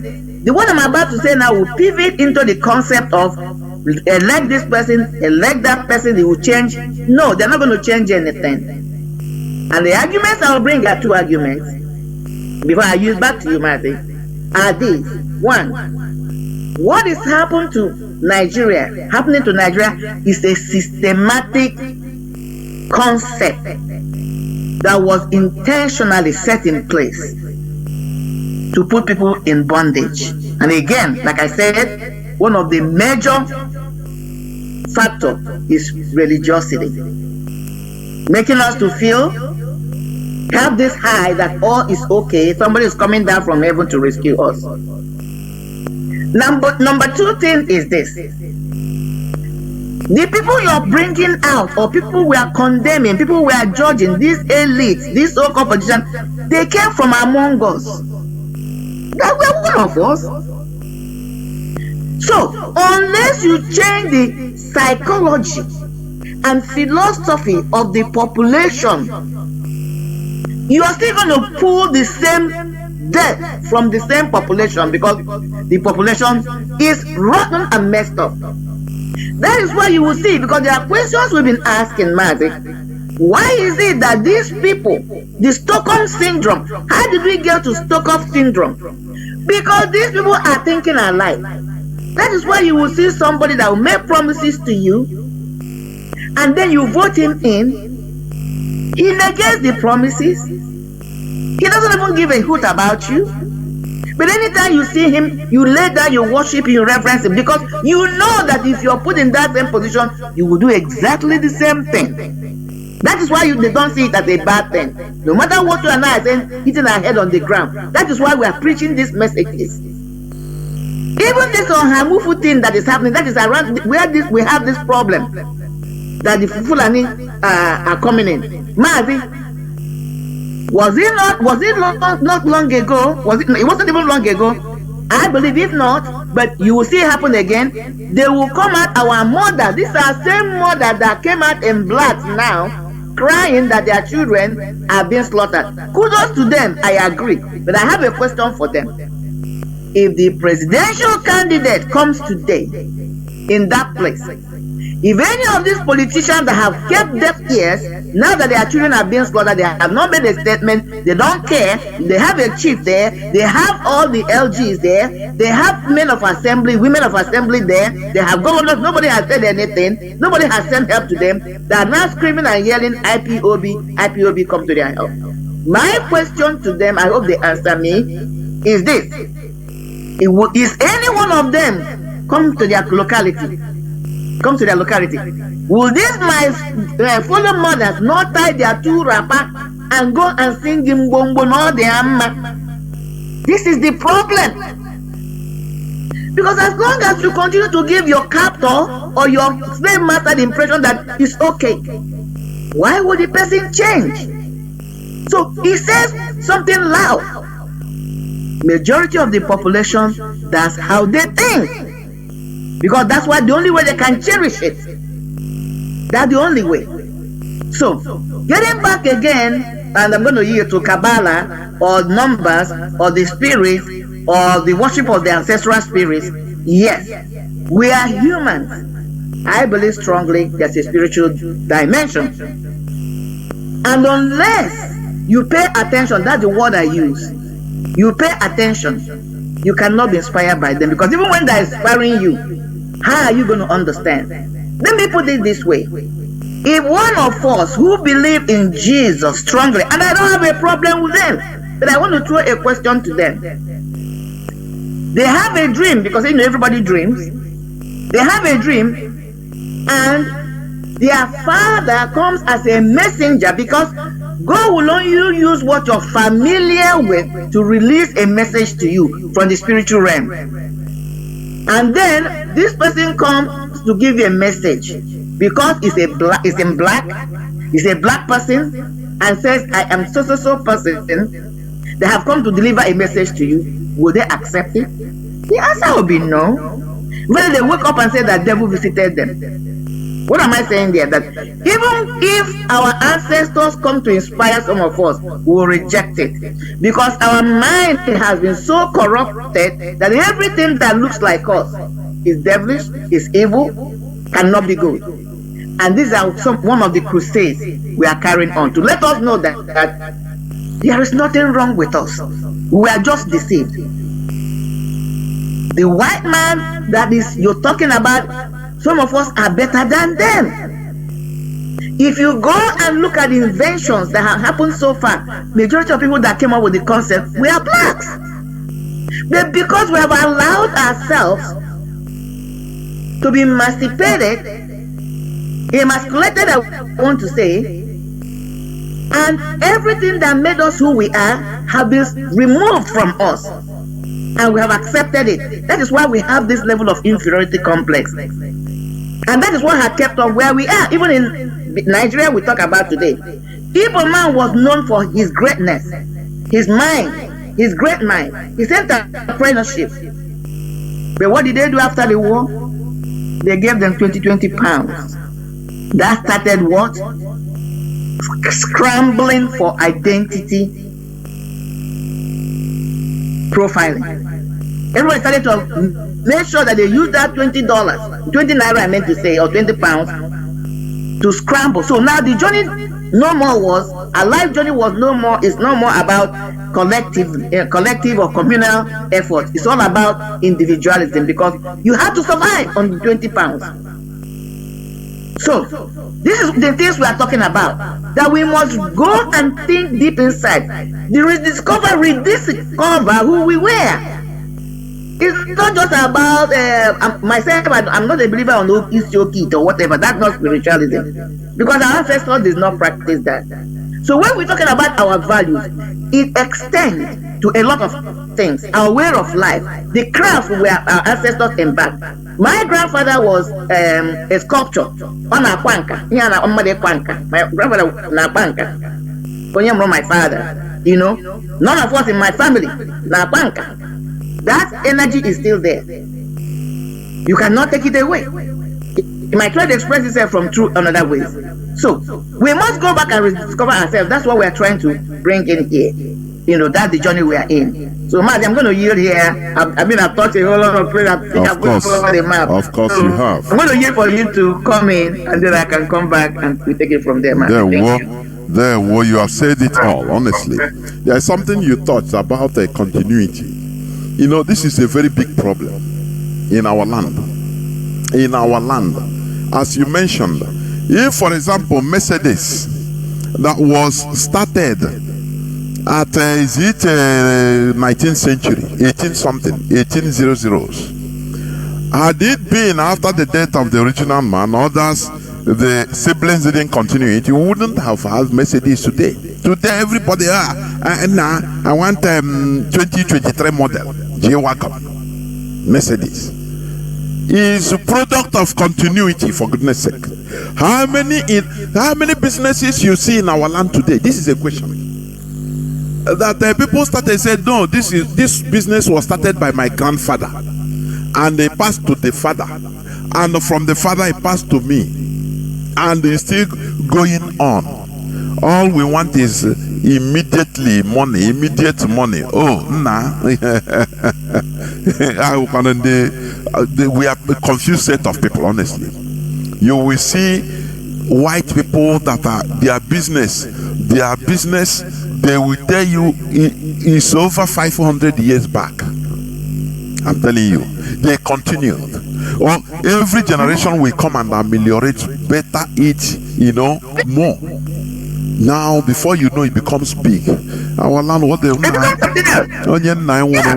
even when we think about it, like, our environment is different from the white man's environment. Of course. I remember when I was going to school. Of course. There is something that Iba Ude, okay, which was, you prepare it to do the roofing of the houses, okay. Now we have even my typing of wine, all those things he do. What I'm trying to bring out here is this, Mazi. When you talk about invention is like a chapter. It's a book that has many chapters. Okay, this is what I have understood about invention. Or anything you're coming into, the biggest problem is opening that book.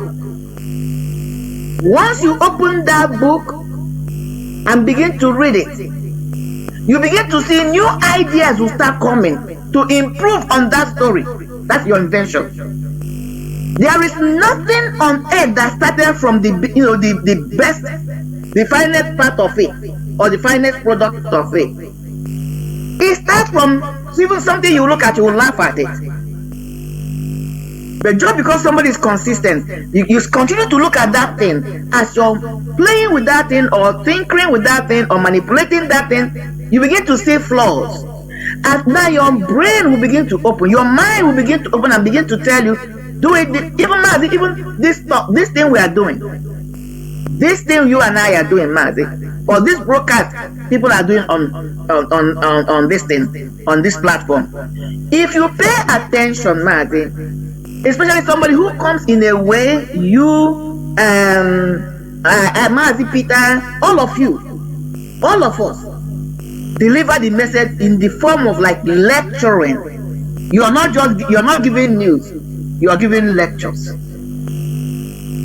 Anybody that is paying attention will be drawing from, as you guys are speaking, you are you always hear me, you provoke my mind, because I was not thinking about that thing. I never saw that thing from that perspective.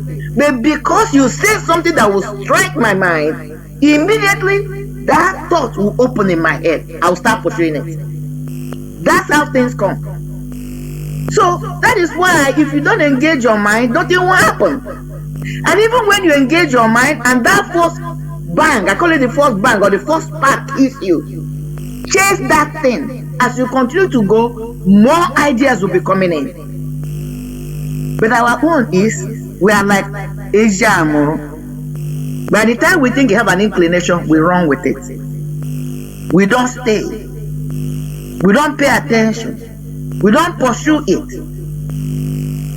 We lose it. Because what? We stop engaging our mind. And that thing becomes dormant, stagnant, I rather say. So, continuity. Even Mazi, you know, when I went, the last time I traveled to Nigeria, I wept. Mazi, some houses I saw, the paint they had on them when they were built many years ago, that same paint was on it, paint. And you see the paint has peeled. The outside of the house is looking nasty. We don't believe in renovation. We don't believe in maintenance. So it's a behavior. We rather be stuck with that thing. We are stuck. We get, once we think we have achieved something, we get stuck.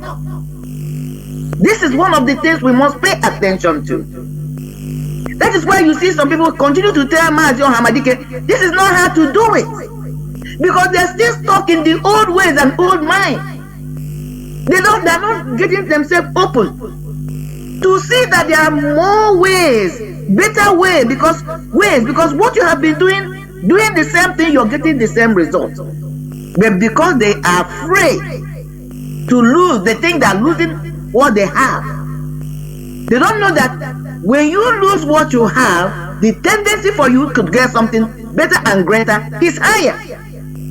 You cannot get something new or improve on something without losing the first concept. It's an ideology. Even it's in the Bible. If you go to the book of 1 Corinthians, go to chapter 15 verse 50, it will tell you that nobody will enter this kingdom of God, they're telling them, unless you first die. You have to lose your life.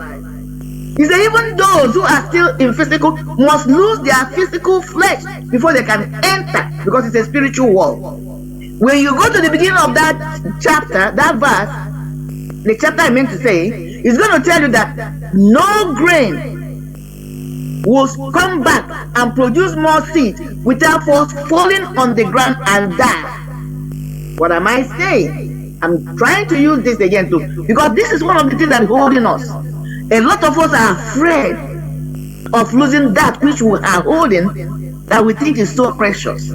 Because of that, we are not opening our mind to try something new, to engage our minds, to improve on that we have. Let me use that, I think it's a better qualification. Because when you are trying to improve on the old things, by the time you finish, you're able to come up with a new mindset and improve on that thing. That means the old thing is there. And because you're building on something that was already existing, what you're going to come up with that is going to be acceptable must be better than the thing you had on you before. That's advancement. But as long as you're scared, which is the concept of Africans and Nigeria, they want to continue with the old way. Tell me why somebody like Chinedu at his age should be contesting for election with his health issues. Tell me why somebody like Atiku, who has tried so many times, and nobody is saying, I can tell me what he did.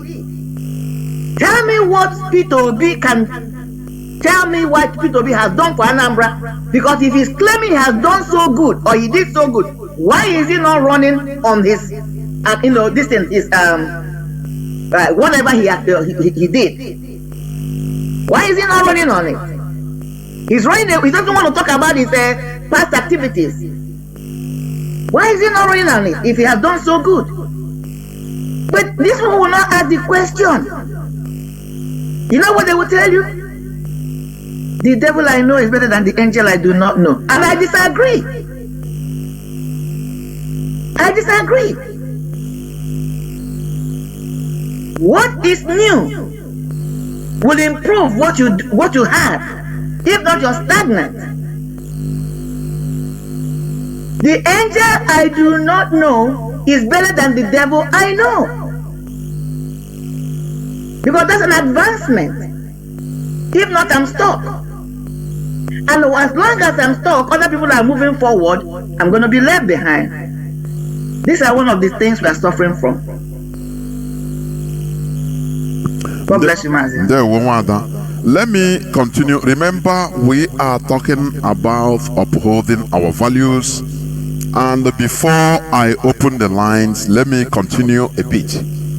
Under understanding our civilization and education. Now, there is something we call Nswala. They call it Nswani in Anambra, but we call it Nswala. It's something dialectically in our dialect. Nswala in Igbo cosmology means acts repulsive to the Mother Earth. Acts repulsive to the Mother Earth. When we talk about this Nswala, it is simply a crime. Nswala simply is they are crimes against the land. How can you commit crime against the land? Are you going to take knife and start if you are digging the land, you are committing crime against the land? No. It is crime committed against the people, against your fellow human being.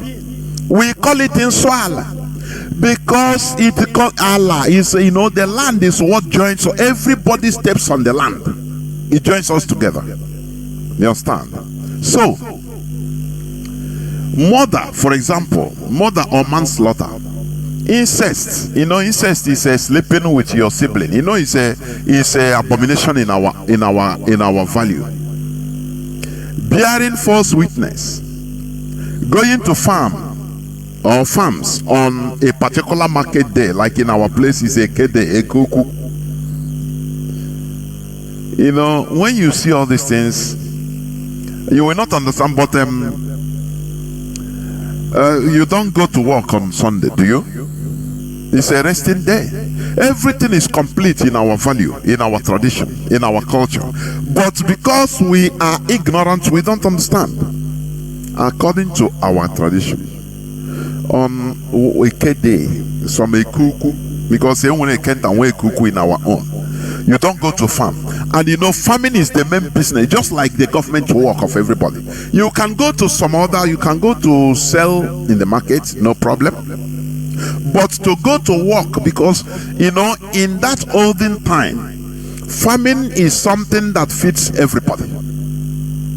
Farming is a work, just a general work. Everybody must be engaged in farming in the olden days. So that work, you don't go to it. You can go to stream or go to play or go to one thing or the other, but farming no way. So it is just like today. On Sundays, weekends, you go and refresh yourself. You don't go to work. You can go and sell in your market. You can go, but government, you cannot send, for example, say you are going to look for documents, any type of document, paper on Sunday. It is impossible because officially that day is off. Do you see how our own value works also when you correspond it to today's value, to what we are doing? Now, I'm talking about Unswala. You see, adultery is sleeping with another person's husband or wife, suicide, abusing or disrespecting your parents or elders, destroying other people's goods or properties, shifting of land borders, pedophilia, etc. Unswala. Do you understand? These are repulsive acts that are forbidden in our land, and when it happens, the person involved in it should cleanse the land. All this should be the basis for the laws in our civilization. All this, is there anywhere they tell you in our value that go and kill? No, it's punishable. Is it not what the law, from the basis you get all these laws, on all the laws normally?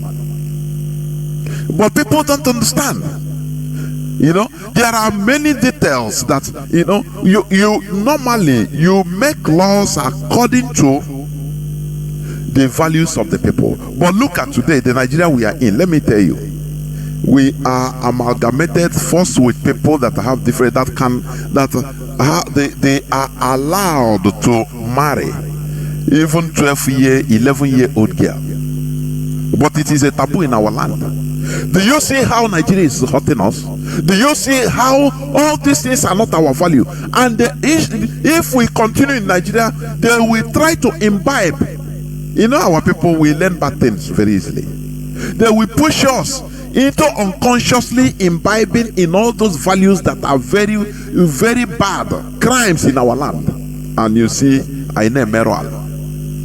Do you understand? So, when all these things are done, I mean, any act, all these are crimes. Because Sonsoana is a crime. They are repulsive acts that are forbidden in our land, and when it happens, the person involved in it should cleanse the land. That is Ekwala. All these should be the basis for laws in our civilization. But the Europeans, through their Christian religion, made us to accept that there is no need for this cultural penance. That is Ekwala.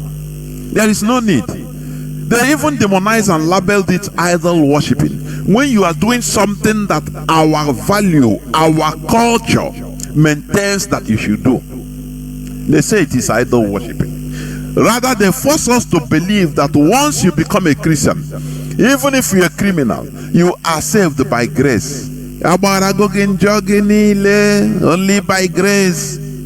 You are saved by grace. All things have passed away. Do you see how they cleverly make things easy so that for you to engage in it and say, all those ones that I'm doing in our own, which means I'm suffering myself, this is the easiest part. Just change and say, I believe. Finish. You are saved. Don't you see that there is something terribly wrong? They say you only need to confess your crimes to the Reverend Father, who gives you penance and intercedes for you. Do you see, where they started dealing with us? First, they started knowing our secrets individually. From there, because you have to go, you have to go and confess your sins. When you confess, the Reverend Father knows. So if you want to blackmail you, it is easy. He will tell you that, if you don't come to church again, I will review what you did. What will you do? You will come and be obedient. This is the beginning of the destruction of our values. They made us obey and serve them rather than obey the laws of our land. And let me tell you, this is why Japanese fought Christianity for more than 2 centuries. Because that is what they tried to instigate in Japan. They allow them, and they start seeing that their people start behaving funnily, in a funny way. They start looking at their value with, they start looking at themselves, their values, their kings, their elders, with disdain, disrespect. Because they were told by their reverend fathers, by their pastors, that do not, God is all, you do only respect God as long as you are doing something to go to heaven, that is okay. That is why a wife will go to Bible study and to keep the husband coming from work, keep him hungry, no food, nothing. He will come back late in the night and start singing that he's going to heaven, whereas his husband is dying of hunger. Do you see how they put confusions everywhere in our land? Do you see that? The Japanese, they saw this, they started copying it at the early time. Now they say, okay, now you brought this and brought a thread and your modern technology. We will take modern technology, but we don't want to take this your useless teaching or missionary work. They started killing them, I'm telling you. And they made a law. You know, they made a law that every person, you are disallowed from nearing this thing they call church. These missionaries, any person that near them, they will kill them. And today, don't you see how Japan is sanitized? They are developing in their own way. You know, that is the deception they give to us, that religion brings education in our land. It brings modernism, technology. That is life from the pit of hell. Our cultural practices are meant to ensure sanity within our ancestral societies. It is our civilization which was completely demonized by the foreign religion as evil. Punishing evil in our tradition and culture was termed evil, while they deal mercilessly with anyone that transgresses their own rules. They burn our shrines and go scot-free. Why? But whenever our people burn their own shrines, that is churches, they send their army to kill people in the village. This is complete double standard and madness. You know, when you study history, you see that sometimes our people will revolt and go and bring down the places of worship, the churches of missionaries, because of one protest or the other. Now, these people that used to come encourage our people to go and burn down our shrines, they will no more start living it for God. No.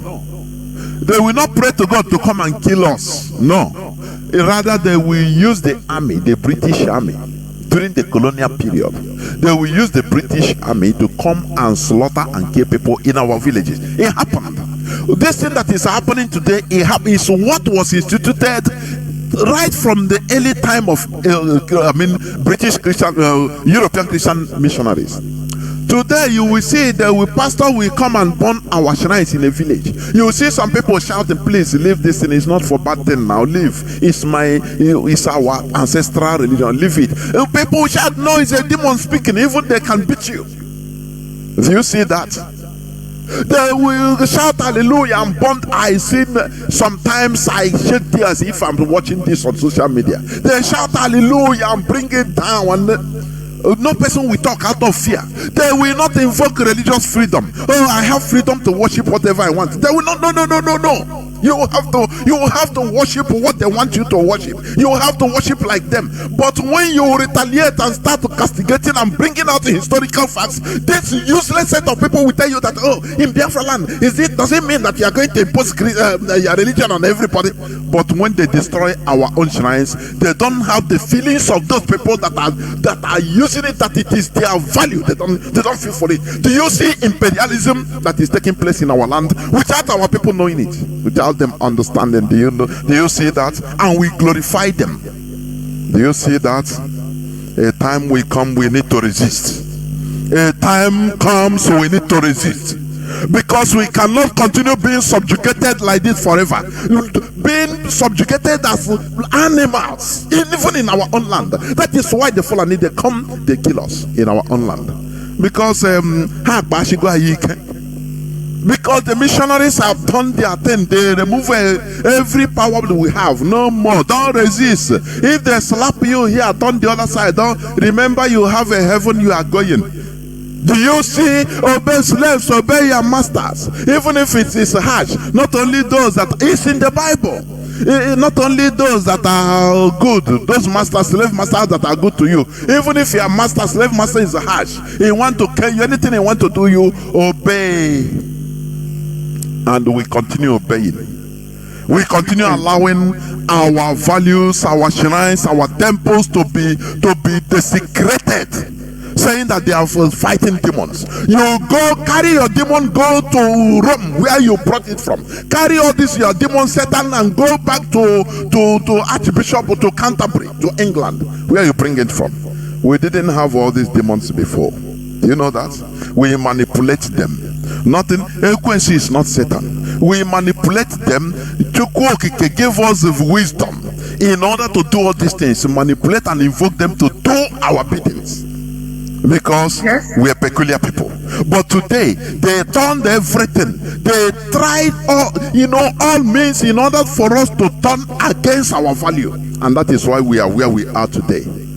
You understand?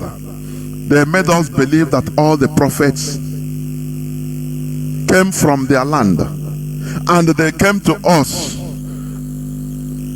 They made us to believe that all the prophets came from their land, and they came to us for saving. They want to save us. But we have our own prophets that have been guiding us before their presence in our land. That is the reality. We had people before they came, before the Europeans came to our land. We have been living as a people. We have been farming. We have been doing our things. We have been receiving messages from the oracles. Don't you know that? But these people now, they came to our land. They said, no, don't worry. Everything you are doing is demon. Is Satan. It's not good. How dare you to? Who give you the authority in order to condemn how we worship, how we do our own thing? That is conquest. That is the only thing that plays on. But we must resist. I say this station, this Radio Biafra, is a voice of resistance. We must resist ideological resistance and revolution. That is what we are doing. But we have our own prophets that have been guiding us before the presence of the missionaries in our land. We have our Ezemo and oracles that relate to us the messages of Chukwuoke for our well-being. But we are programmed to demonize them and start calling their own deities to save us during times of crisis. What is happening to us today? You pray from the fast, from what is happening. Do you, as a people, do we have any solace? That is why they scattered our branches, cleared our roots. Now we become powerless, and they are coming. They are coming to kill us. Do you understand? Note, when we talk about the oracle is a person or agency considered to provide wise and insightful counsel or prophetic predictions, most notably including precognition of the future, inspired by deities. It is a form of divination. You understand? So when you talk about prophets, when you talk about the prophets, we have our own prophets, but you don't recognize them because they program you to demonize them. Our Ezemo, our people that divinates for us, even right from time, they made you to clear all of them. Now you are calling St. Nicholas that put you into perpetual bondage, perpetual slavery. You are calling St. Nicholas to come and pray for you, to come and deliver you, to come and help you to talk to God. You are calling the mother of God. Oh God Almighty, how can you say mother of God? Do you know what you are talking about? This is the real idol. If they have idol, this is the real idol. How can a human being born God? No, you are not. You are monotheist. You are worshiping one God, but you have three in one God. You have Trinity. God the Father is the Son, is God the Holy Spirit. You are worshiping Trinity, but you have one God.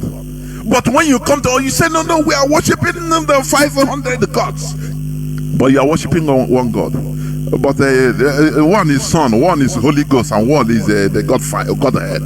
Don't you see how they mesmerize our brains, even into accepting the impossibility? Something that if you reason it as a human being, you start blaming yourself. Say, how do we get there in the first place? It is a program. It is a program. They program us.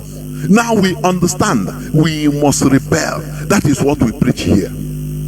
When the Europeans saw that our people are naive, ignorant, they attached their Christianity to their school system to make it that without converting into Christianity, we can't be educated. But let me tell you, it's a smart move because they saw that we are ignorant. So at least in my primary school, every morning we do morning devotion. They attach that thing so that we become rooted into it. But it was not like that to people that fought them. Do you understand? It was not like that to people that fought them.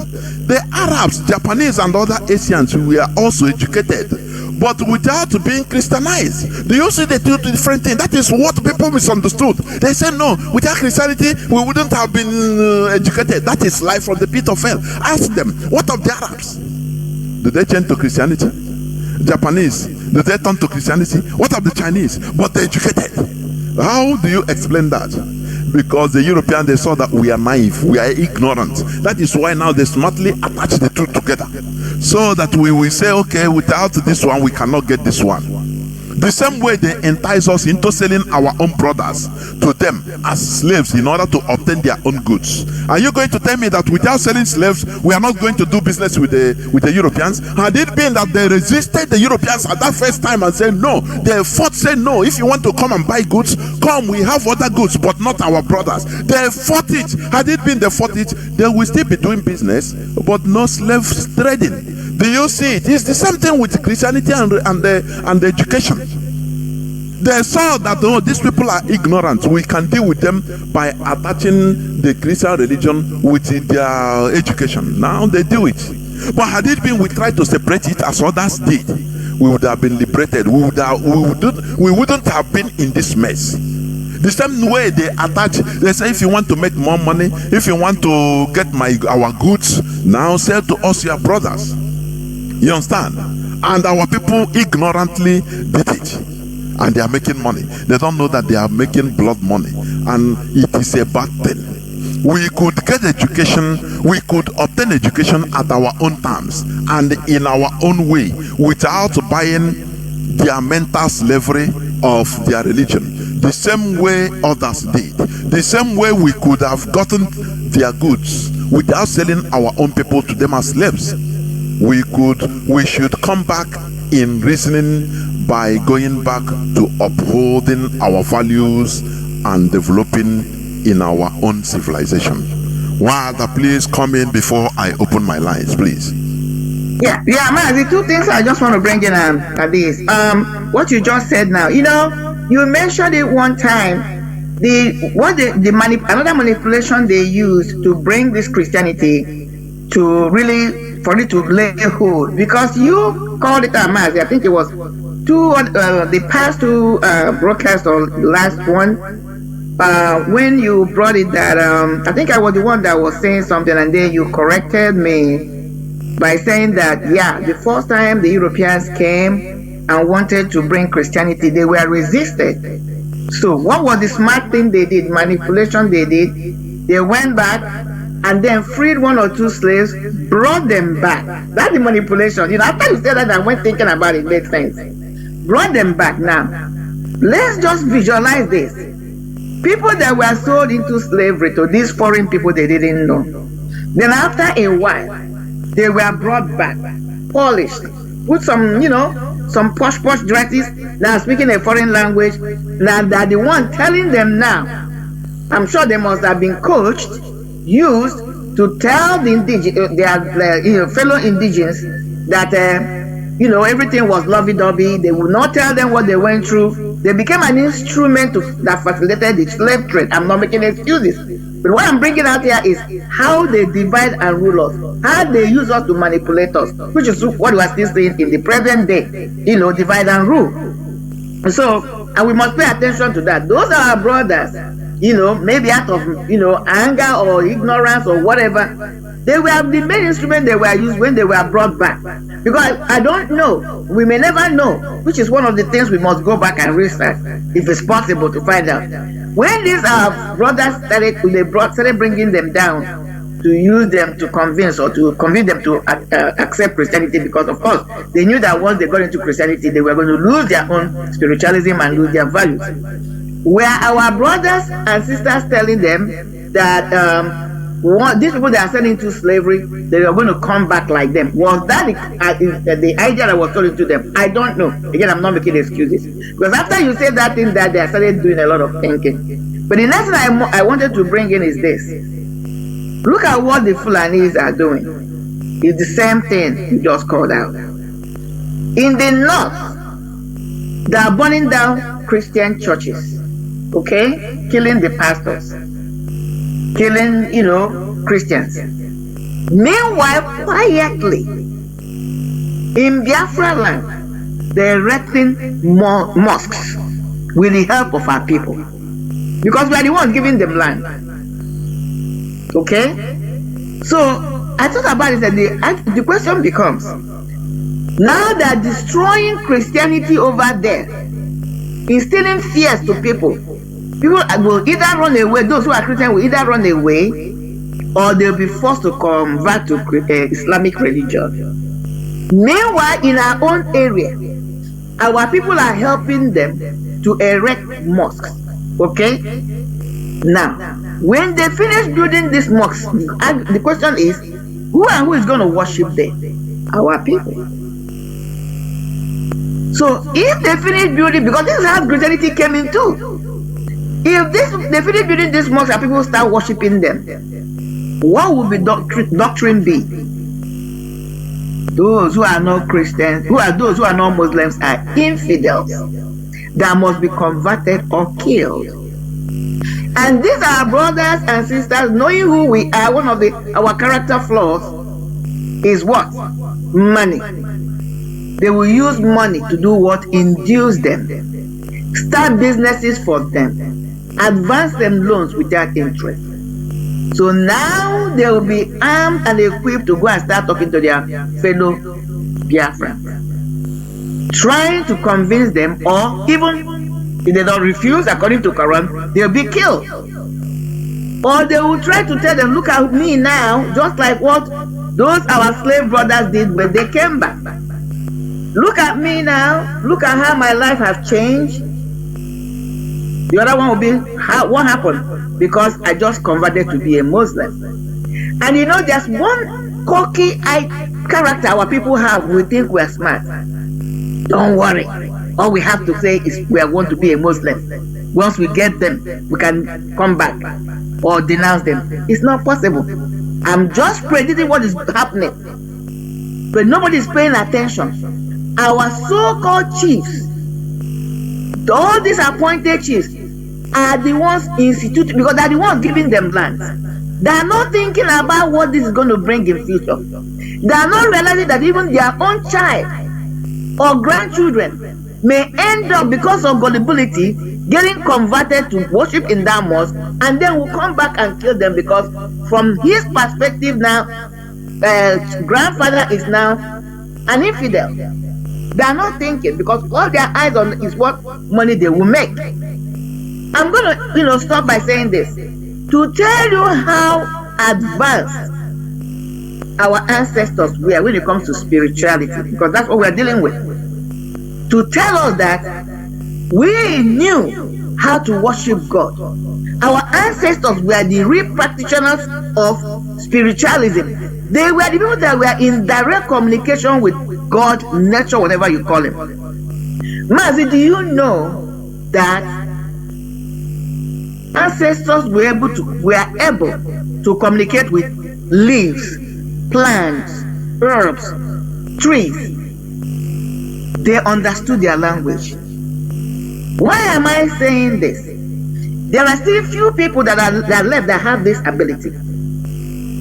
When you hear that somebody is a good native doctor, traditional healer, those who really do the job from the spiritual point of view, they communicate with these leaves. They communicate with herbs. Some of them are still alive. Because it's these leaves and herbs that gives them instruction on how to use them. They get inspired by the spirit. That's what has set their craft, or what they were doing, different from what we are doing, or some of them are doing today.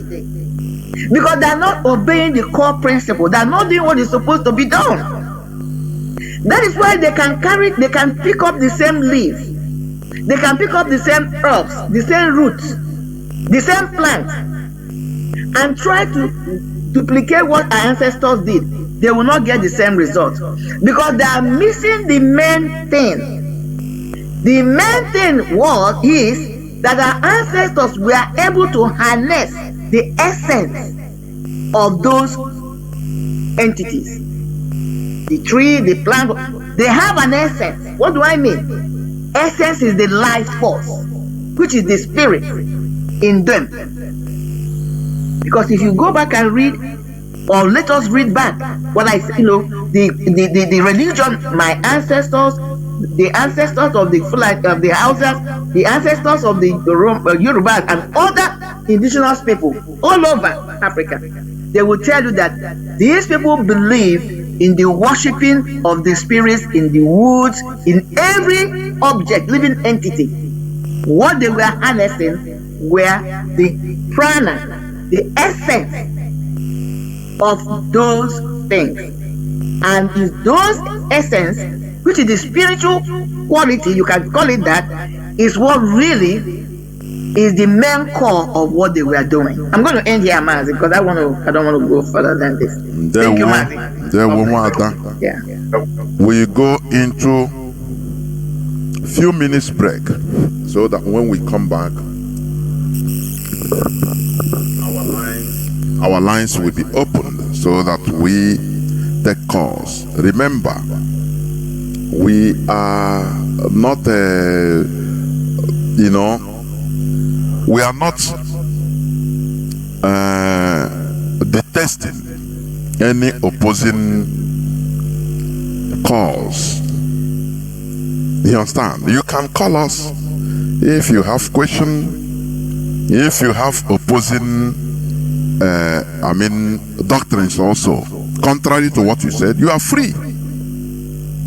Only that we engage in civilized debate. That is what I love. If you want to come and oppose, I don't care. That is, I welcome it. But let us be civilized in our debate. When you talk, make your point. Allow us to make our points also. Vice versa. That is how it goes. So we will go into a few minutes break, and when we come back, our lines will be open. Please don't go away. Called what? Al-Hajj. Al-Hajj simply means that you are a stranger. What? You are called what? Al-Hajj. Al-Hajj simply means that you are a stranger. What we have been experiencing is that we have, as people, been borrowing other people's eyes to see, which is wrong. So, I'm going to ask you why you think that to borrow somebody's name and claim that is your name is acceptable unto your creator. Okay, Daddy, so what is the plain truth that we have left, and what have you borrowed? What we have borrowed is what reflects on your hair. You have borrowed that one. In the beginning of the confusion, the Greeks came into Egypt. They colonized, they stole everything and sent them to Greece. Now today, if you're going to talk about philosophy, you will talk about Socrates, you will talk about Plato, you will talk about all these crazy people. Pythagoras theorem, you have read about Pythagoras theorem in school, right? Who was Pythagoras? At the time the Pythagoras theorem was being developed, the pyramids of Egypt had been built. And it was the same theorem which was used in building the pyramids 6,000 years before Pythagoras' great-grandfather was born. So what theorem did he bring? If the Kaaba is the black rock, they go and they dance around the black rock, and our people here will also put up money to go and dance around some black rock somewhere. And they said it was Abraham who hit some stick on the ground and the water started gushing out. Then you ask yourself, who was Abraham? Where was he? Then they tell you that, oh, Abraham was the same person as Ibrahim, and you believe. You hold on to that one. And when you have one city, you want to go and be called a stranger. You go to Mecca, you come back, you are called what? Al-Hajj. Al-Hajj simply means that you are a stranger. And you glorify yourself. And you are walking around and they are calling you Al-Hajj, Al-Hajj, and you are happy.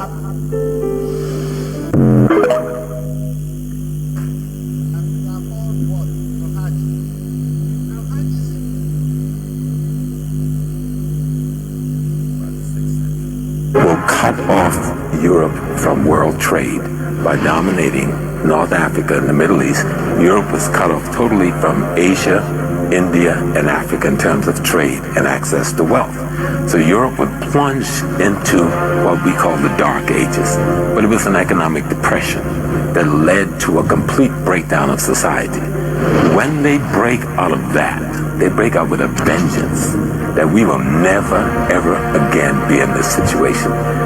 That breakout comes in the 1400s with the Portuguese. And they will wreak vengeance on the rest of the world to control trade routes, economic territories. Where is the wheat grown? Where is the gold? Where is the barley?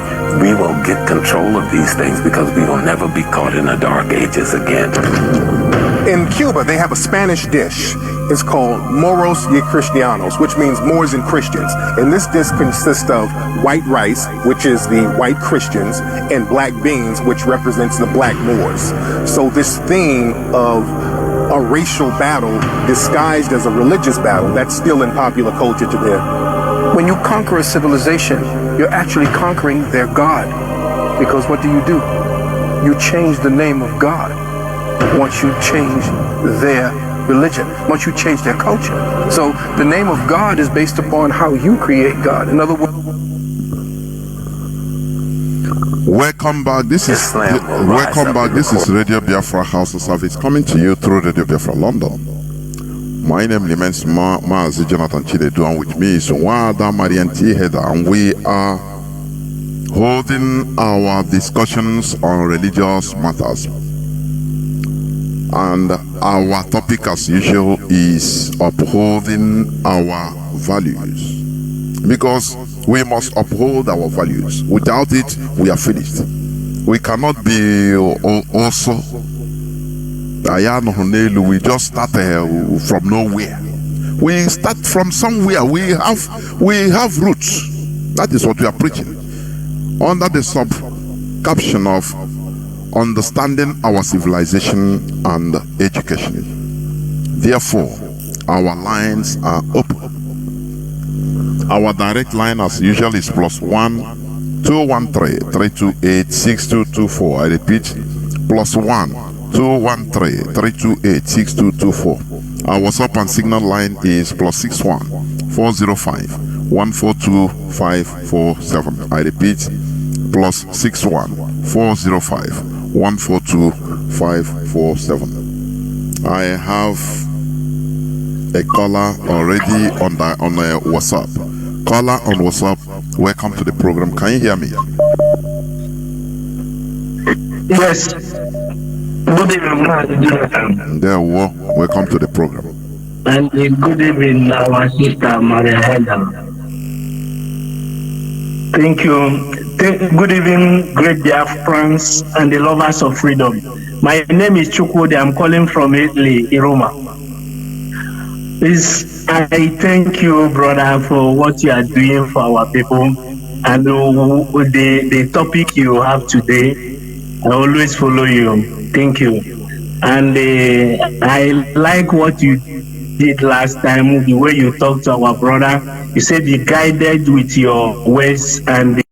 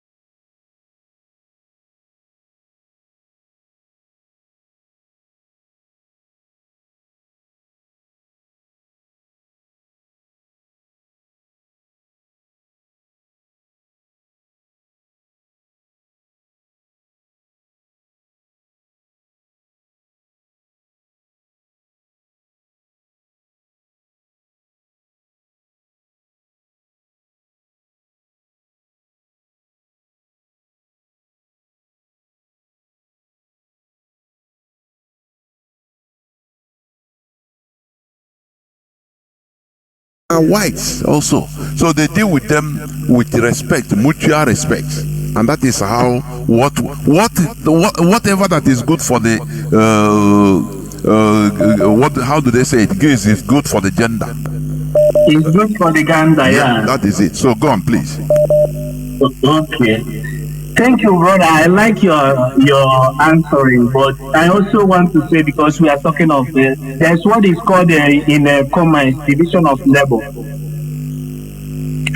So, as the case may be, they need us, we need them. But it's only when, like what we are doing now, as you have been saying in multiples of your program, you said that you always said that according to the topic today, if we don't have value, they will never recognize us. So that is, they see us as, I don't know how to say it, because these people, we like we always said, we have manpower, we have the brain, we have all it takes. But why is it that sometimes they push us to the wall, or they put us to the lower standard? Why? Because the problem, and which I also believe, which I agree with you, is that because of the way they amalgamated us with the people we don't have the same value with. But all the same, thank God for Mazi Nnamdi Kanu. Thank God for all of us who have risen and they know what it takes, and they have come out to reclaim what is ours.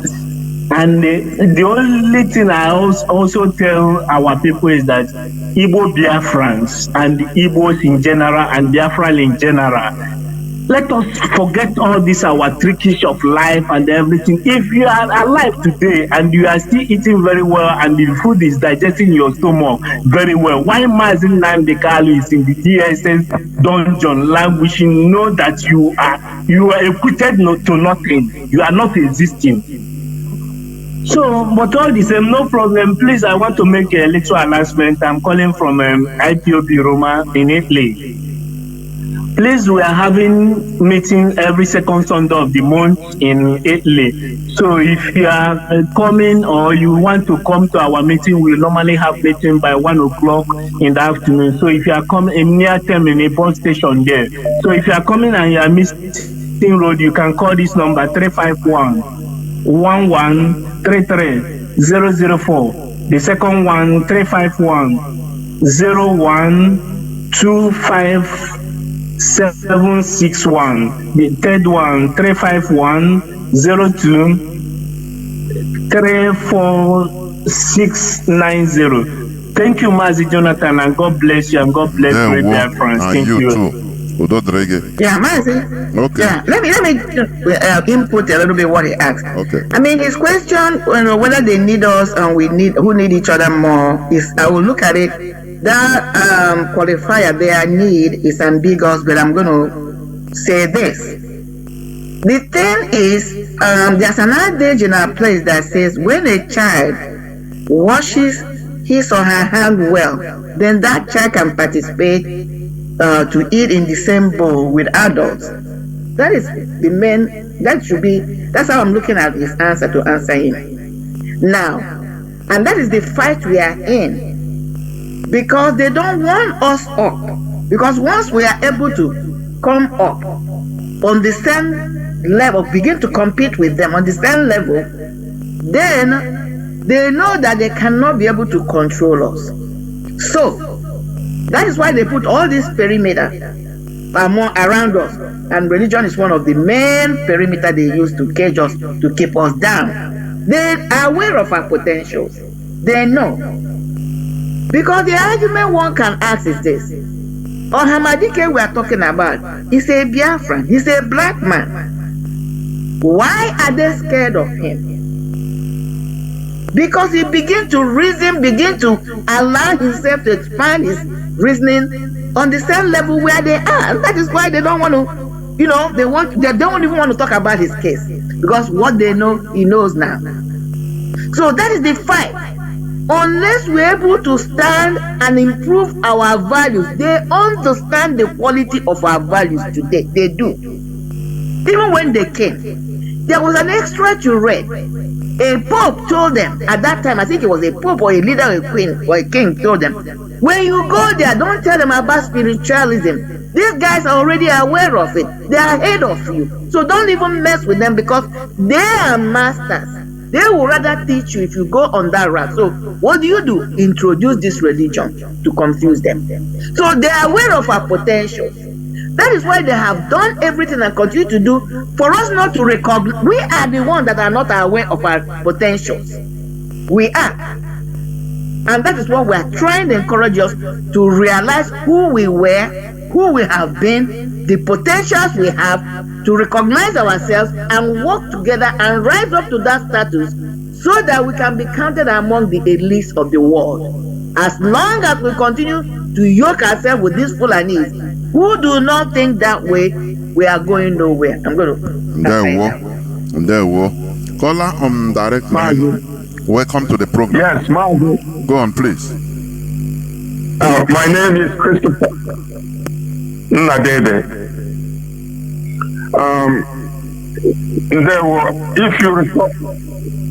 If you recall, you probably will remember this name. The last time you about 3 weeks ago. Yes, I do. You had a program like this, and I made a few comments that during the time Marian, the lady, wanted to give me some responses, the line cut off. And today, I thought I was the first person to beat the button, but someone beat me on it. Yes. Now let me take you back to on that very day. There's one I can recall. I told you that Christianity is not a monotheist religion, and I thank you for repeating it today that it is not a monotheist religion. Because that day you believed it was a monotheist religion. Now, again, what do I add? What I want to add is also, by my knowledge, that Ndi Igbo, I have to say Ndi Igbo, I'm sorry, I like to say Biafra, but this time I say Ndi Igbo. Our religion is monotheist. We're probably the only monotheist religion, other than the Judaism, sometime Islam, that's classified under monotheist. I think Ndi Igbo, the first monotheist. Because even you yourself, for an example, so Chinedu will directly call God. I saw my grandfather. I am 73 years old now. My voice might not tell you how old I am. So my father,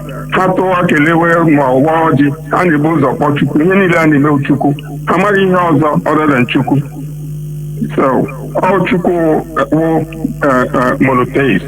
That's how that monotheism came. Now, I like to say that from what after you and the lady spoke that day, I went to analyze your issues, and I tried to classify you. What religion are these two people?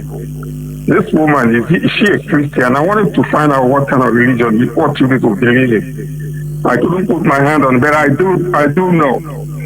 And so what I wanted to say is, my belief is that, thank God, we are finally getting people who are going to bring us to wisdom, realization of who we are. And I am so proud of you. And today, I listened to that lady. I call her that lady who, on that very day, she couldn't tell where I came from. She said that maybe if I am, she doesn't know where I come from, but I'm an Igbo man. And so what I'm trying to say regarding what you're saying now, I have identified you and this woman, Marian, as existentialists. I don't see you as a Christian, I don't see you as a Muslim, but you are something. I think you are both existentialists. And also, like me, I am an ethical agnostic, an existentialist, And I so love this woman for everything she said today. Her lectures for enlightenment. I will forever remember there is someone like her that talks like those white people I used to read their books. I have lived in America for over 43 years. And I am not as good a communicator like you or the lady, but I thank God that God has finally brought someone like you guys who can teach us something. But the good side of my own contribution is this. I think there is something one word I have not heard from both of you today, and that is the word faith and truth. The existentialists of this world, what brought about that word existentialism was people who were fighting like you and this lady. They got to a point they really want to know. They are touched by all these church or Christianity, Islam, Hinduism, and all kinds of religions. And that was what brought about the birth of existentialism. And what is it? The whole tenet was that truth stops where faith begins. I like you to write it down. I know you read this before. Truth stops where faith begins. And the problem for all the things you've all known and listed and talked about, there is one thing I think I would mention. I'm not going to stay too long because I know so much a little bit. Is I'd like you all to teach us how to fight faith. She can talk this from now till thy kingdom come, and you too. If you people can go back and come back again and teach us how to fight faith. Because what has put us like this, where we are today, is faith. And faith comes from culture. This is our culture. All women are lying. Now, and what is the definition of culture? Culture is attitude, practiced over a long period of time, and it forms the window through which we see the world. It's the norm, the morals, everything, the laws, and everything we are used to, and we live in it. But if we have not developed faith in any of them, you are good. The faith is what has killed us. So what am I suggesting now? Because I've seen that you, Chinedu, and Marian, I'm sorry if I mispronounce your name. Can I give you a task and come back and teach us how to fight faith? Otherwise, you'll be talking and talking. It's just like all the books we've all been reading. I've read so much. But I like to see you people come back again and teach us how to fight faith. Because it's faith that put us like in this where we are now. I can't continue any further. And then I'd like to make an announcement to you, please. Chinedu, I'd like you to do something. First of all, my name is Christopher Nadede. I have said it maybe one time or two times before. I was a soldier, a Biafra soldier. I was a lieutenant. And you people, I have not had in the conversation all this time anyone who says that Nigerian army never took prisoners. So I like you all, please, to give me a chance, create me an avenue where a soldier, a prisoner of war, which I was, can come and tell you people a story and give you all some education. That will be a closing chapter for what Dr. Lewis has been teaching us. I have something none of you has heard. I have a part of the history that will be the last chapter of your history of Biafran War, for which if you don't have it, the war has no closure. So I hope that will be the day I have some strength. And even as I'm talking to you now, I wasn't feeling too well. So I have a story. I had called one of you, Mazi, I've forgotten his name, an Igbo guy, Sanungwa man, and I told him about myself in 2020, and he called me back. He called me up to 3 times. It's one of you news guys. And so, I gave him, he interviewed me so much. But I figured the reason why he hasn't brought out my story was because I made probably a mistake and told him that I was thinking about writing a book. And maybe he thought he's interfering into my activity, which I know I'm not going to write a book. I may not even live to write a book. And so I like you all, if you think you are curious, that you want to add to the final chapter of Biafran war, because I was a war captive. Nobody in my village even knows I was captured. And now I went to Nigeria again in October last year, October 4th, and I was captured again. I went to Port Harcourt to extend my travel from the Hotel Presidential, and I came out to drive into Port Harcourt, and I was also captured. People with a gun pointed on my head that made me open my door. They got in and they kept on driving me into the interiors of Port Harcourt. And I also, whatever got me out from the first captivity in Nigeria during the war, I think now you can believe that experience matters. So I was able to talk them out of taking whatever I have. So I came back. So this is the 5th month I got back here. So I'm sorry, guys. I have been calling in once in every while, but I have not had a moment. So it will be a very important thing. If you miss it, you miss a good story. And what is that? I'm going to tell you guys. Let me give you a headline. If you are curious to know why Obasanjo is a very famous Nigerian to the Fulanese, they revere him. They think that he's a god. Why they could just pick him up and make him president? Why he can go anywhere, even at night in the Fulani land, and come back? When you talk to me, you're gonna find out why. Thank you very much. I will do that, honestly. Maybe if I finish broadcasting, I will call you. I want to appreciate him quickly. And please, if he can drop his number. Yeah, that's what I'm saying. So that we can quickly make arrangements. Anybody can have my number. I can tell you my number right away. I live in the United States. I live in Maryland. If the interview cannot be conducted online, Mazi, Jonathan can do that. He's brilliant. I will. Don't worry.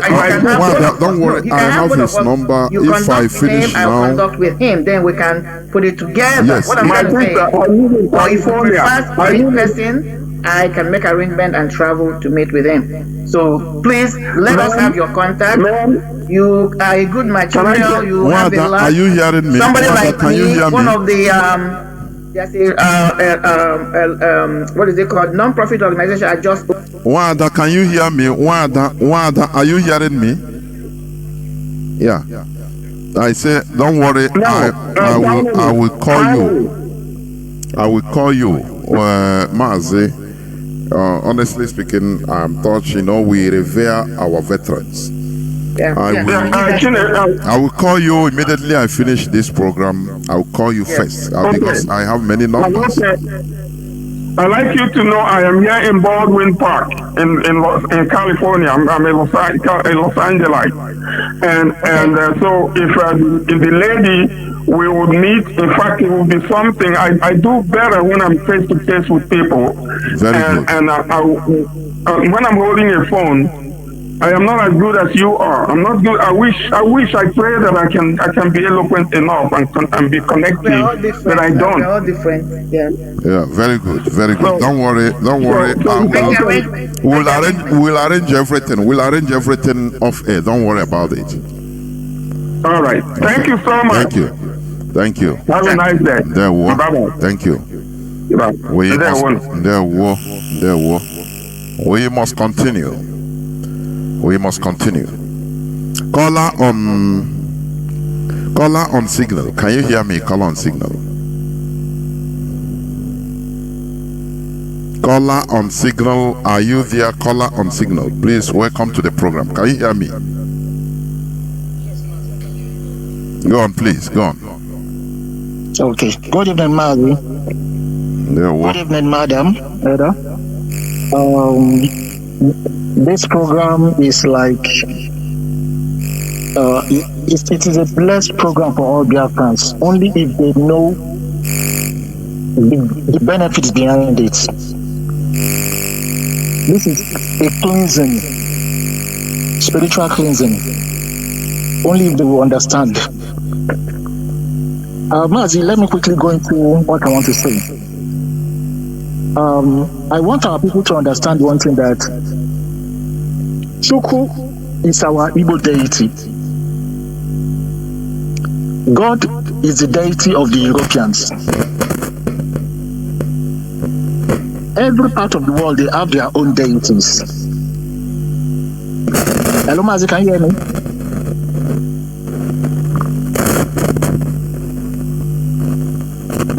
Hello, Mazi. Yeah, Mazi, go on. Don't worry, it's coming out. Go on. Okay. So as I was saying, go on.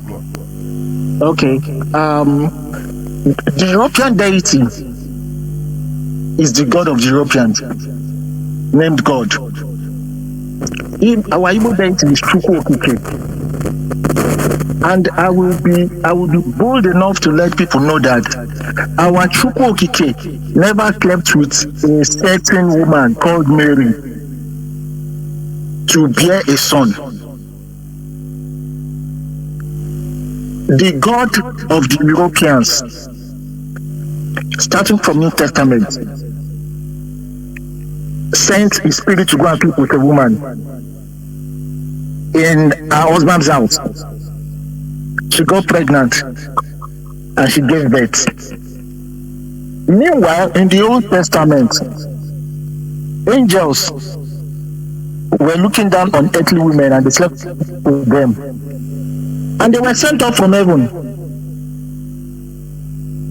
So, don't go deep on the God of Europe, especially the God can never be it can never be. Now, there is a deity called Zeus in ancient Greece. Zeus fathered children with earthly women. The people that were worshipping Zeus did not see any wrong with it. But we that are worshipping Chukwu in our land, they came and they told us that it's Satan. We don't know what is Satan in our place. Even in the Yoruba Orishas, they don't know what is a deity that they pray to, that they sacrifice to. In our Igbo religion, Chukwu is sitting on the highest, is the one in the highest, followed by the rest, Ani, Ikenga, Amadera, Ekwenku. All of them, they do his bidding. Likewise, in the Yoruba deity that is Eledumare, they have Eshu, they have Shango, they have Ogun, they have Oshun. They all do their individual. Now, they came and they told us that our ancestors that we are praying to them is Satanism. That we are not supposed to be praying to the. What they are doing is, Pope Nicholas, they are calling a saint. Is he not an ancestor? Pope John Paul that died how many years ago is now made a saint. Cyprian, the Igbo reverend that died, they've made him a saint. Are they not Mazi, they didn't make him a saint. So there is something they call, it remains a step to be a saint. He's not yet a saint. There is that terminology they use. Yes, Father Tansi, yes, thank you, man. Before they are going to make him a saint, it's going to take over 20 years. The black man now is because a black they man. will say, how can we make a black man? How can we make him a saint and we are praying to him? Our people, Mazi, what is wrong with our people? Is it difficult for them to learn history? Many of the young people of this generation, they hate anything history. And in Europe, yes, man, there's a Roman wall that has been here since when the Romans colonized the Germans. They were calling them barbarians because as not civilized. They fought the Germans, the Romans. They pursued them away. Now they have gotten their own. All the Germanic tribes now came and they became one. But they were using their own deity, known as Vodan. They used their own Vodan to defeat the Romans because the Romans were worshipping Jupiter. Why will they now come to tell us that our own Chukwu Okike, or rather that Ekwensu is their Satan? Ekwensu cannot be their Satan.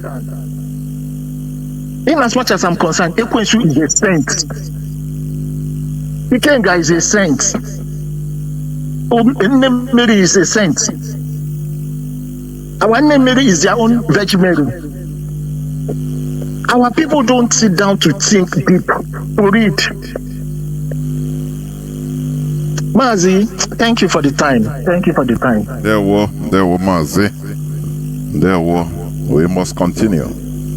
You know what you hear here. We are removing ourselves from the old order. People don't understand.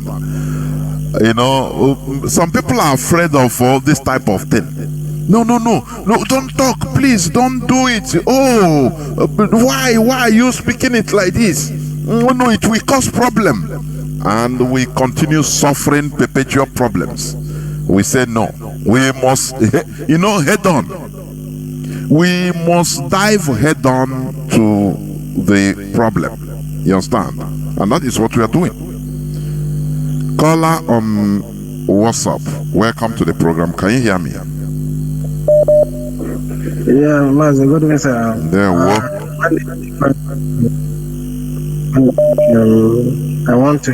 Mazi, welito lugelu. Okay, my name is Ifeanyi Chukwu. I'm calling you from Italy, and I want to use the opportunity to greet my lovely sister, Wada Marian, for her good talk and everything, for being here for us and to enlighten us every Saturday. Mazi, I listen to your program. I'm always listen to your program. Sometimes sometimes I will be busy, but I'm always listening to the program.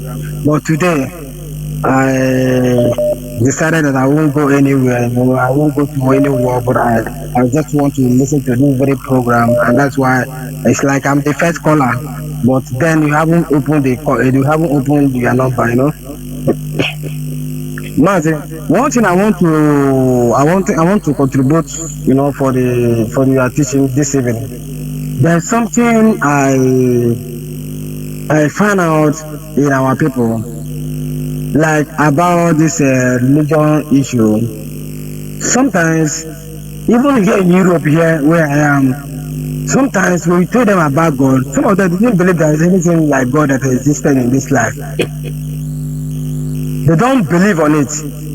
But we people from Africa, we are always, I know that yes, God exists, my own belief, I don't know. So the way I feel that yes, God exists, but the way we African we take this God issue, everything, how all about our life, anything that we know that we have, it happened to us as a human being that we can take action on it, we can find solution on it. We say, leave it to God. Let God take over it. It's like we find it that they have used this religion to make us have low mentality, low brain to even to think how to how to find solution in our problems. Sometimes even someone will be in a sick bed and say, okay, leave it to God because of hardship and everything. They don't have money to take the person to in the hospital. They say, okay, leave it to God. So Mazi, what I want to say that even if like there's something I think about our deity. When I was in Africa, there's the thing that will happen in our villages. There's how our people will go and do something they want to do, to consult the land, and you will find out the result will be that maybe the grandfather or something in that nature he needed to something to do in the compound to make sure that everything went fine, and we'll do it. Even Mazi, I'm sorry to say this, it's like I don't want to go much far, to contribute for this program. Then there's something that they will do. There's something that they will do. Maybe the like a native doctor now. You find it difficult to see someone say yes, I'm a native doctor. Not all this media, all this Facebook native doctor. Those olden days, there's something will happen. They have to consult the land before they went to any native doctor or to ask any question. What is the dream or whatever, the interpretation of the dream. Then someone this is what they have to do. Or somebody may be sick. It's okay. This is what they have to do. But right now, those things nobody is doing it anymore. That is why you see sometimes I've seen it young age, maybe 30 years, even 25 years when I was a little boy. If 30 years old boy died, the village will, the compound, even in the community, they will go far away to find out what is the cause of the death. Because young people don't die young then, But right now, everything, church have, Christianity have spoiled everything. Even when young age die, maybe at age of 30 years, they have to bury the person in a backyard or even in a reserving land that is not have anything to do with the living ones. So, like what I want to try to say that if our people can try to see, even like there's a story that I heard, even I know it happened in my place, in my village, whereby there was a time that we have a community crashing in our place, when some Fulani, even during the Biafra war, there is some deity that we were worshiping in our place. So when the Hausa or Nigerian soldiers they are coming to our place, them coming to our place, they will find out that the place is very dark. They can't find anybody. They will go blood, and when they go out of the village, they will find out that yes, there is a light everywhere. But when they come to our villages, they will find out that the place is very dark for them.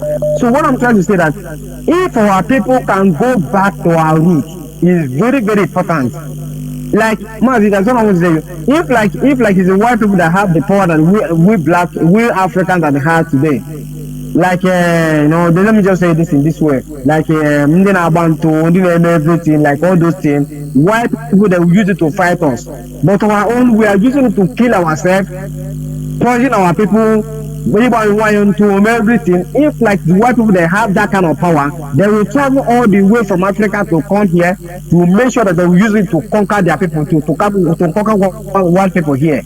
But our own, we don't do it. All we know is how to be using it against our own fellow brothers.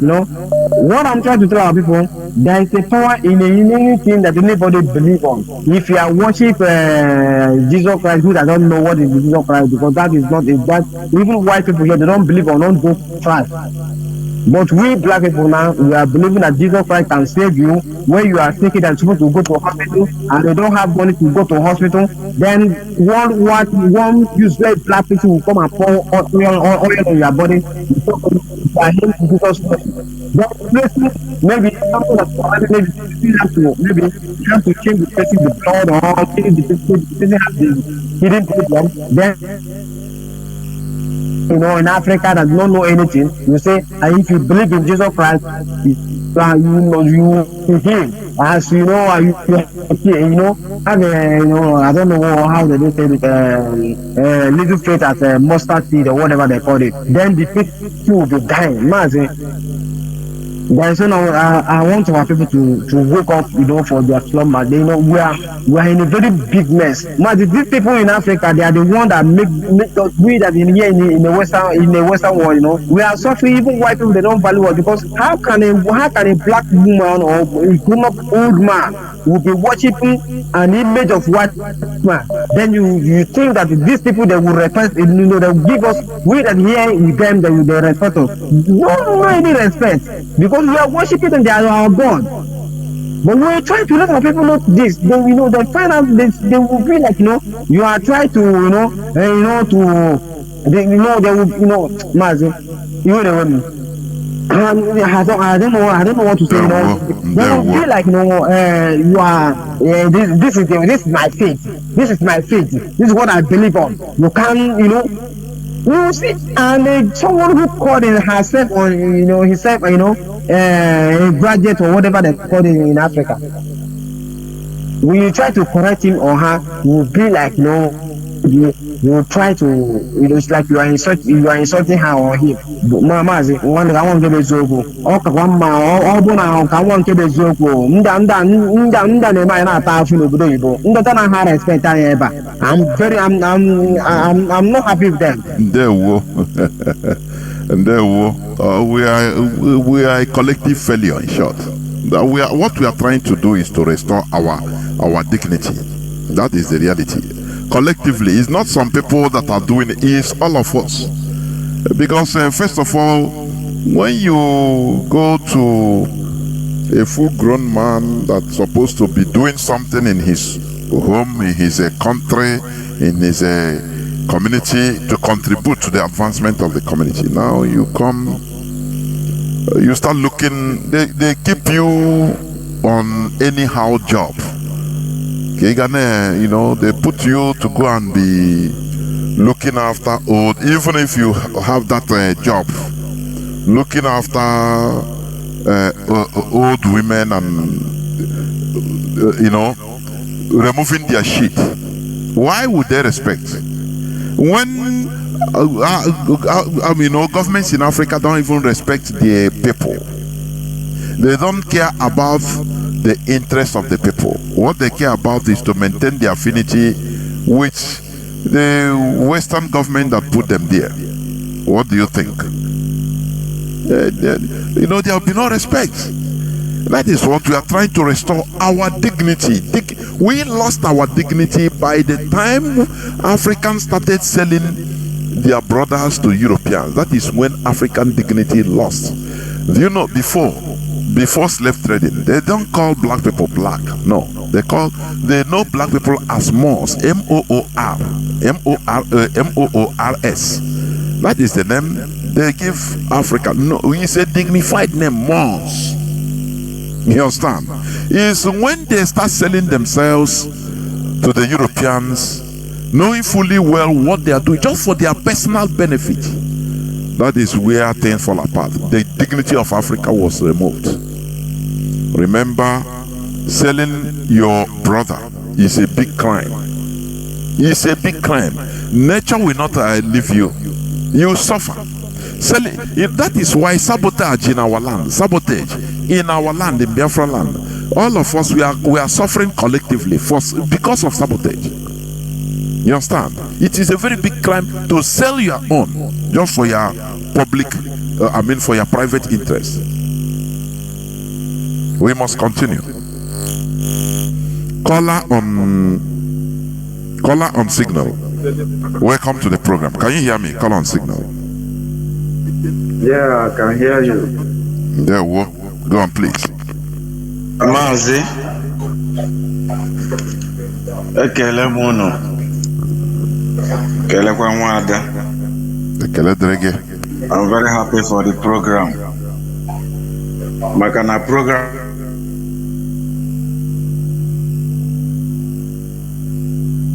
that is how kunenye. So in what I'm coming through, I would like to come in education level, because I saw that when you talk about religion without education, it seems that you are missing everything, because after religion they use the Western education to cage us.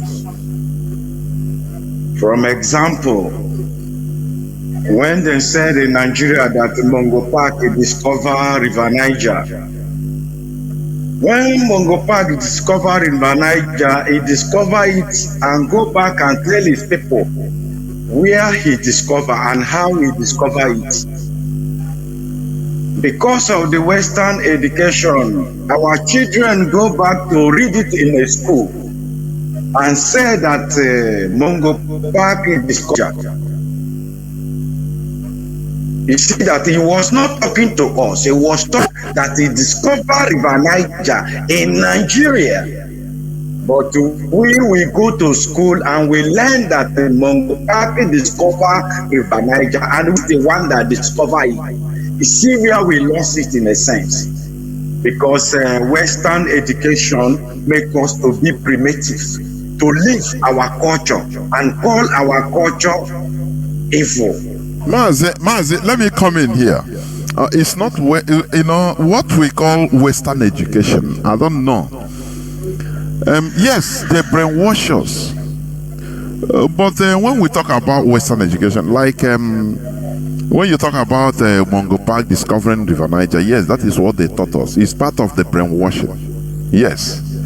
But education should be education. The principle that is being used in building aircraft, for example, flying airplane, it is the same principle. It doesn't matter whether it is being done by Spanish, it doesn't matter by the Spanish, it doesn't matter whether it is being done by the Chinese or Mongolians. It is still the same when the same principle is applied. So when we talk about Western education, we should be careful, because we are appropriating everything to them. Western education, like this is pure brainwashing. Because when we accept, for example, we made a mistake, or we made mistakes even at the early time. What are those mistakes? We allowed everything to be taught to us using their language. We didn't make any effort in order to indigenize learning in our own language. Something that Asians, they achieved. They didn't make that mistake. Okay, you bring anything to us, okay, don't worry. What do you call this? He says physics. We say, okay. It doesn't matter the language they use. You see, like I said, at the olden time, before the advent of white people in our land, our people have been mastering fire. Technology, human advancement is based on mastery of fire. Is based on mastery of fire. When you can manipulate, master fire, you use, because you use fire to produce almost everything. Do you understand? Everything goes through fire. So it doesn't matter the language you use. The problem we have is the mistakes, the early mistakes we made by not trying to indigenize the teachings in our own language. Instead, we continue adopting English. We can adopt it, yes. After all, English is being spoken in parts of Arab land, but when they go to school, they learn all these things primarily in their language. It is a hard work. You understand? So when we talk about Western education, like the discover, you know, there are many things discovered by black people, by Arabs. When you look at like in mathematics, you know, there is something we call quadratic equation. Who is Al-Qadr? Al-Qadr is an Arab. It's him that used that discovered that equation. But we use it as Western education, as if we ascribe, because these people, they are wise, they are number one enlightened, so they carry everything, whatever they gather in Arochukwu Empire, in Aro Confederacy, in Benin Empire, in parts of African Kingdom, they stole everything and stole the knowledge, and stole the what, the knowledge, the technologies, and now modified it in their own way and wrote it down because the importance is writing it down so that it will go viral. People will be reading it and say, oh, it is being discovered in Italy. Whereas they stole that knowledge from somewhere in Africa. But the worst part of it is that, the sad part of it is that where it was written in Africa, they conquered the place, they burned everything, or they stole even the manuscripts. The Europeans, they committed atrocities in our land. So that is it. Mazi, go on, please. Yes, why I'm saying about Western education, because our people that was in, they know all these things, and they refuse to do the needful thing, and they continue teaching us in the language of the strangers. That make us to think with the language of the strangers. So if we come back to think in our own language, we become local. And anything that you want own language, you become local. And that makes the future generation to try to think like white people for them to be international. So today, we are coming to realize the mistake that our people that first educate do.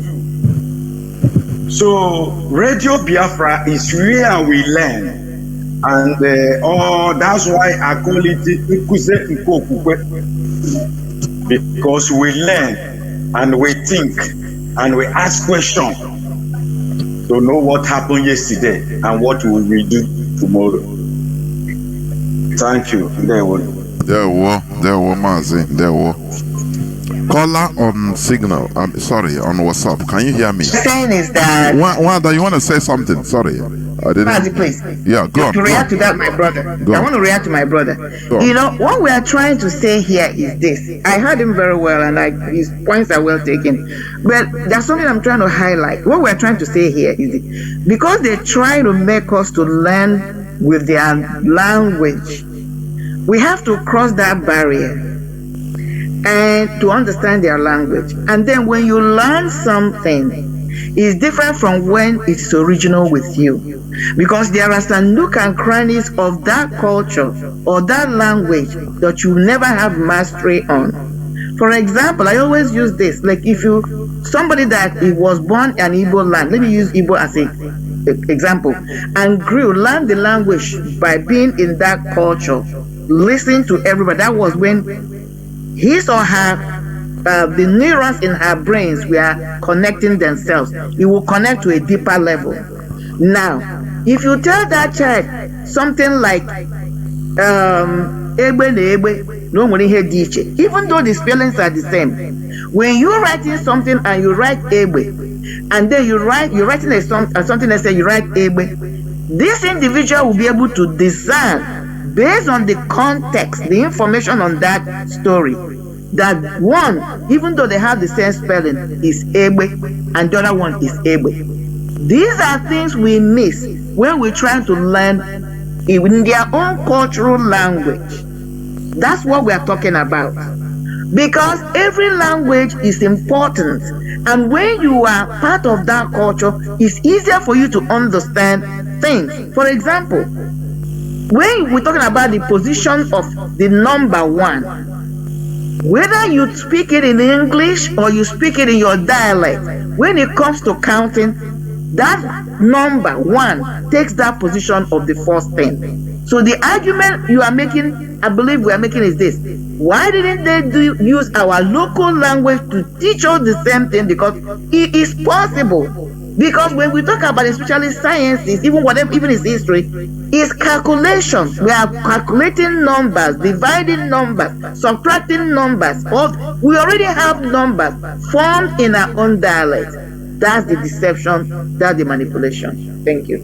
There were. And sometimes also, I attribute some of the failures to the laziness, over excitement of our people on foreigners.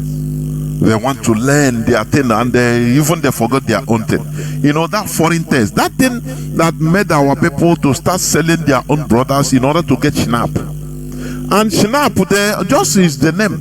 They produce better better quality, clean spirit, clean a better quality. Of course. But because it's foreigners that brought this, and they say, this thing, we never let us, even if they test it on our worker hand, they still attribute, it's better.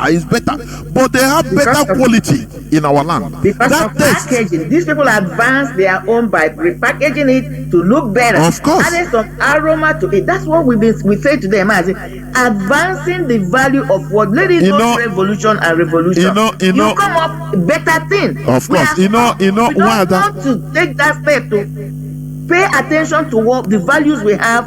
Let them go to revolution, natural revolution, selections, and then come up on the other end. The way we relegate, that's Darwin's idea. The way we relegate, like people, you see, right from Nnamdi Azikiwe, look at how we eulogize him because of his English he's speaking. He's speaking another man's language, and many of us don't even understand it. Hey, you become a celebrity because of it's still happening today.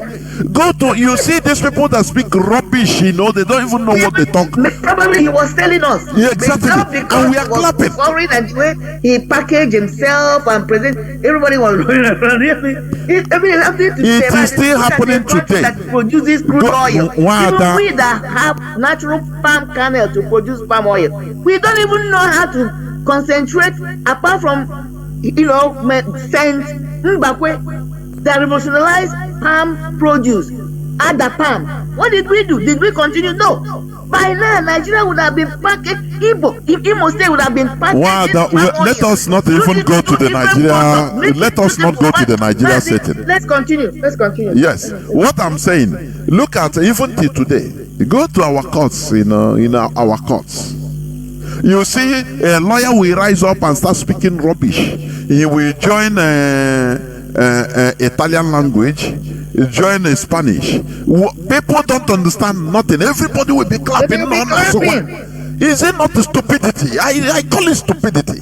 Why should you be using grammar that is people are not understanding, and we are praising you? We are stupid collectively. I'm telling you honestly, it's still happening today. So we add the value too much to something that is foreign, that we don't even know. That is why we relegate our own. You see people that are making sense in our villages, people that have common sense, that when they speak, they speak in our language, everybody understands them and it makes sense. But there's that person, they prefer that the person that is is a professor, but he will be speaking anyhow in English. But he's talking bunkum rubbish. You see, people will be clapping for him. Everybody will vote for him. Everybody will go for him, be on his side, and they don't even know what he's talking about. So it's a fundamental problem which we need to remove from our head. This mad quest for foreign something, it is destroying emulating something instead of being original. Yes. That's the point. That's the point. Even with, I see some of the things they post on Facebook. Oh, this child built a car. I said, wait a minute. Why are they not being original? I mean, with all due respect, yes, okay, but the environment they are, even if they manufacture vehicle, they can't use it. Why don't you harness your environment? These children that, if they want to show me somebody like me that are thinkers, why don't they come up with a kind of mobility that will suit the environment they are? Are you manufacturing vehicle? You don't have a road. Where are you going to run the? This is what is called true inspiration. You're not emulating. You're originally being inspired to come up with something that will benefit your environment in a good way. That's how you come up with these inventions, because you're trying to address a problem you have within your own community.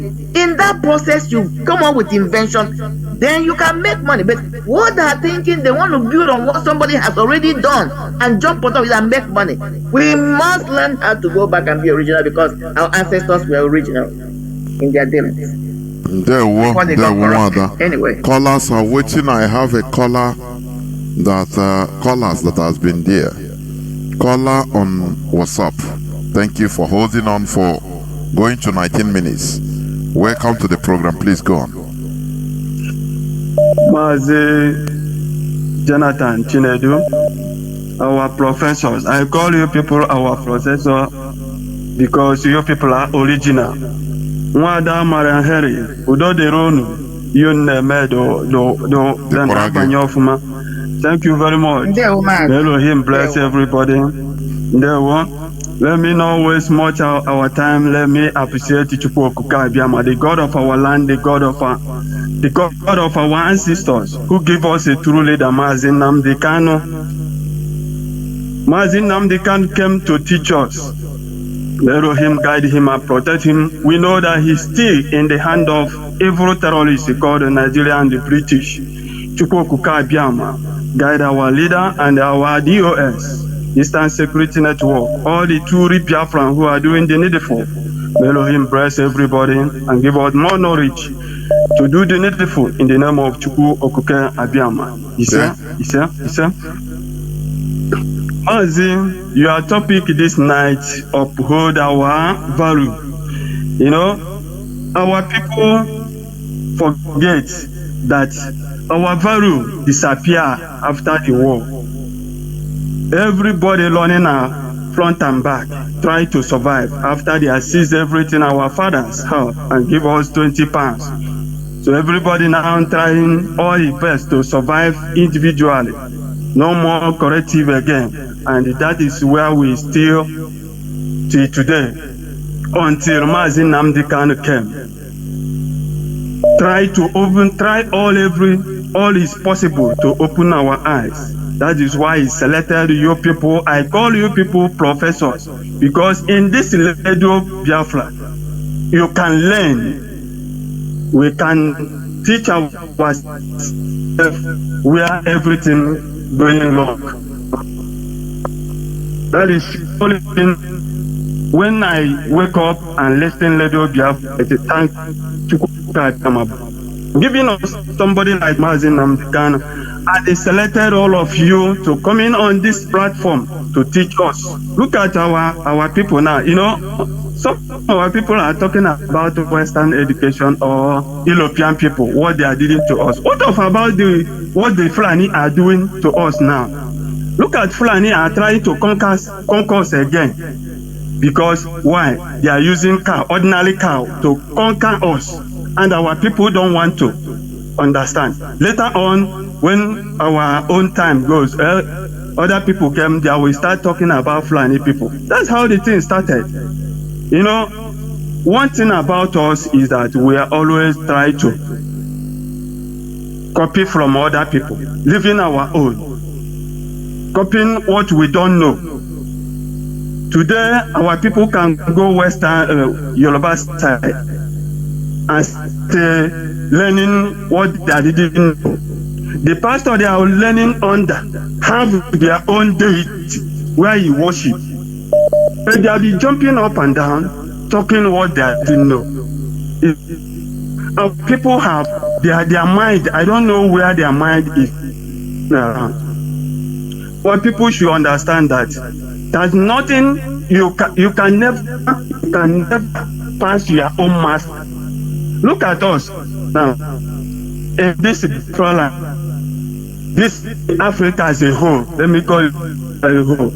If you finish education here, you know that you get this, you get that first class. But when you travel abroad, you learn from people you know that you better than, because there you are already is your master, because they are already you, and you can never teach them.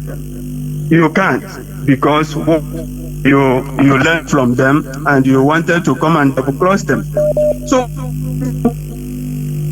the problem we have is that we value other people's some. Look at what our people are producing in Aba. But you see, this is local. But when Europeans bring their own, this is only. That is why we get everything wrong. Yeah, Europeans came here, tell us that what we are worshiping is Satan. No, truly, who is Satan? But I asked one pastor, please, I want to understand something from you. Christianity, Muslim, Hindu, which people are worshiping truly God? I want to understand. All this God, everybody are jumping up and down. I want you to tell me, is it you that a Christian is worshiping?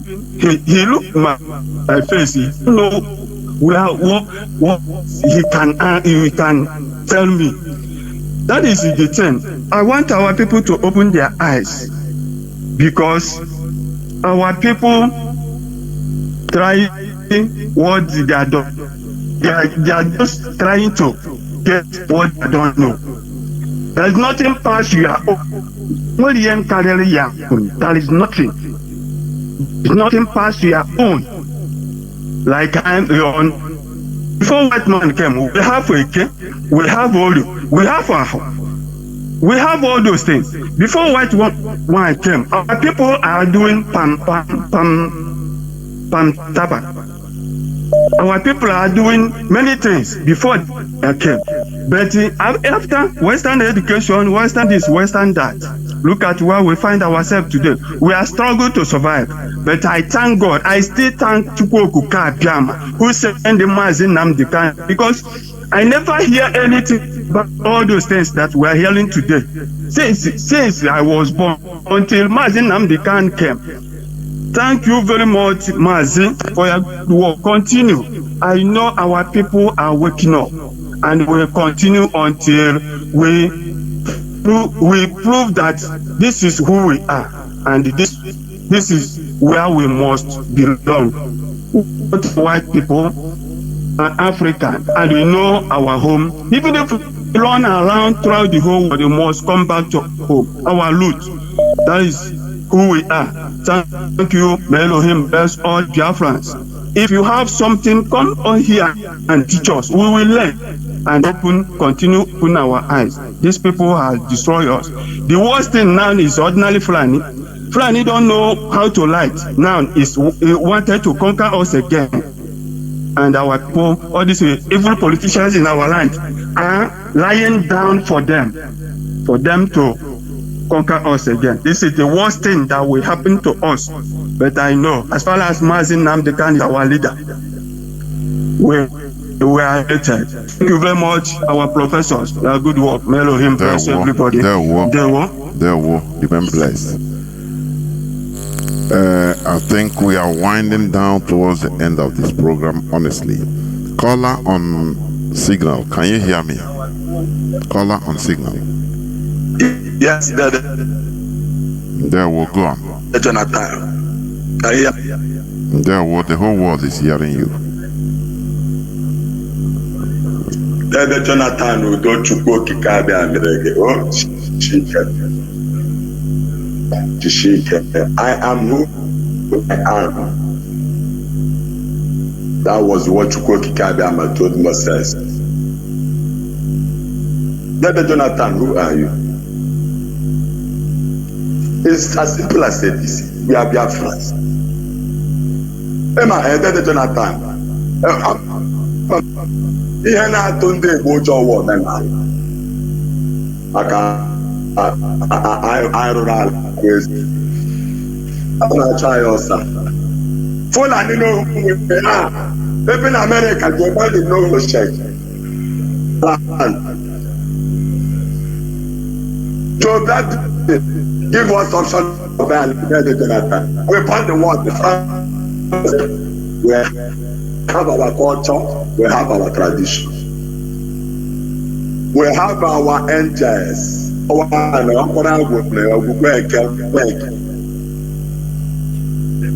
Gods of our land, think them that the two quote them first headrest capacity walk in the temple against that is covered by thy roots. Can't take it back.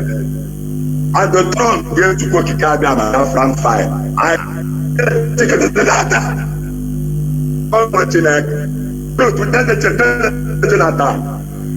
Look at the world. You will see the animals. You will see the sun, the moon, everything, including you. We will die. Sit faith, all of us. The thing that this sun will not damage one day. And God is talking with America with this child. The war powers at the president that are telling us that they want power. That is get of this people to child 60, 80 years, tell the Jonathan was. But he said, you have learned the Jonathan. Okay, let's go more. But then the time not from all that follow the Jonathan. Although Biafra land before the war, and that's all our talk. I come up and no more. My man go to the Jonathan. Let me again, man. I don't tell Mazi gina izo mwa odike wune alonu zoga madam. Jonathan, I want somebody that Jonathan. He get to be again, man. Apoga. Ega ho, I'm Jonathan. I know God. Okay, church go jam. Ega sabo no mawata. 1 hour. Ega say kweta na ogala no kuwa. I want to learn that Jonathan. Ọdún wọn wà wọ́n ti kọ́ ẹ̀fọ́ mọ́ wọn máa dé hindi ọ̀nà àgbẹ̀ ọ̀nà àná tẹ̀ ọ̀nà àgbẹ̀ tẹ̀ mọ́ ọ̀nà àná tẹ̀. Ndewo Mazi ndewo. Tara jẹ́jẹ́jẹ́ ata nílò ẹtí kẹ̀kẹ́ nílò ọ̀yẹ́ Biafra. Almost Biafra ndewo. That's the beauty of it. We have every type of human being in Biafra land. And that is the beauty of it. We must continue. I think this will be the last caller. Caller on WhatsApp, welcome to the program. Can you hear me? Yeah, I can hear you, Mazi. There will be the last caller. There will. Yeah, Madam Heather. My name is Mobi Chukwaruka. I'm calling from Oka, Biafra land. I hope I'm coming up here. Hello? Mazi, go on. The whole world is listening. Go on. Okay, Mazi, what this religion has done to our people, Mazi, like I said, I grew up in Mbo. I keep mentioning this in Mbo because it's like the headquarters of Ndeli. You understand? Mazi, one day I went to visit my family because I'm living in Oka here. So in the morning, I want to eat food. The children has gone to school. So when I want to take food and eat, they tell me to mind the portion that I'm taking that the children have not eaten. I was like, what happened? Why haven't they eaten? They said that they are fasting in their school. I said, fasting for what? You mean it? They said that they... Wait, Mazi. I'm telling you. Has it gone to this extent? Or is it primary school or secondary children? School children? Primary school. Children of 2 years. Chai.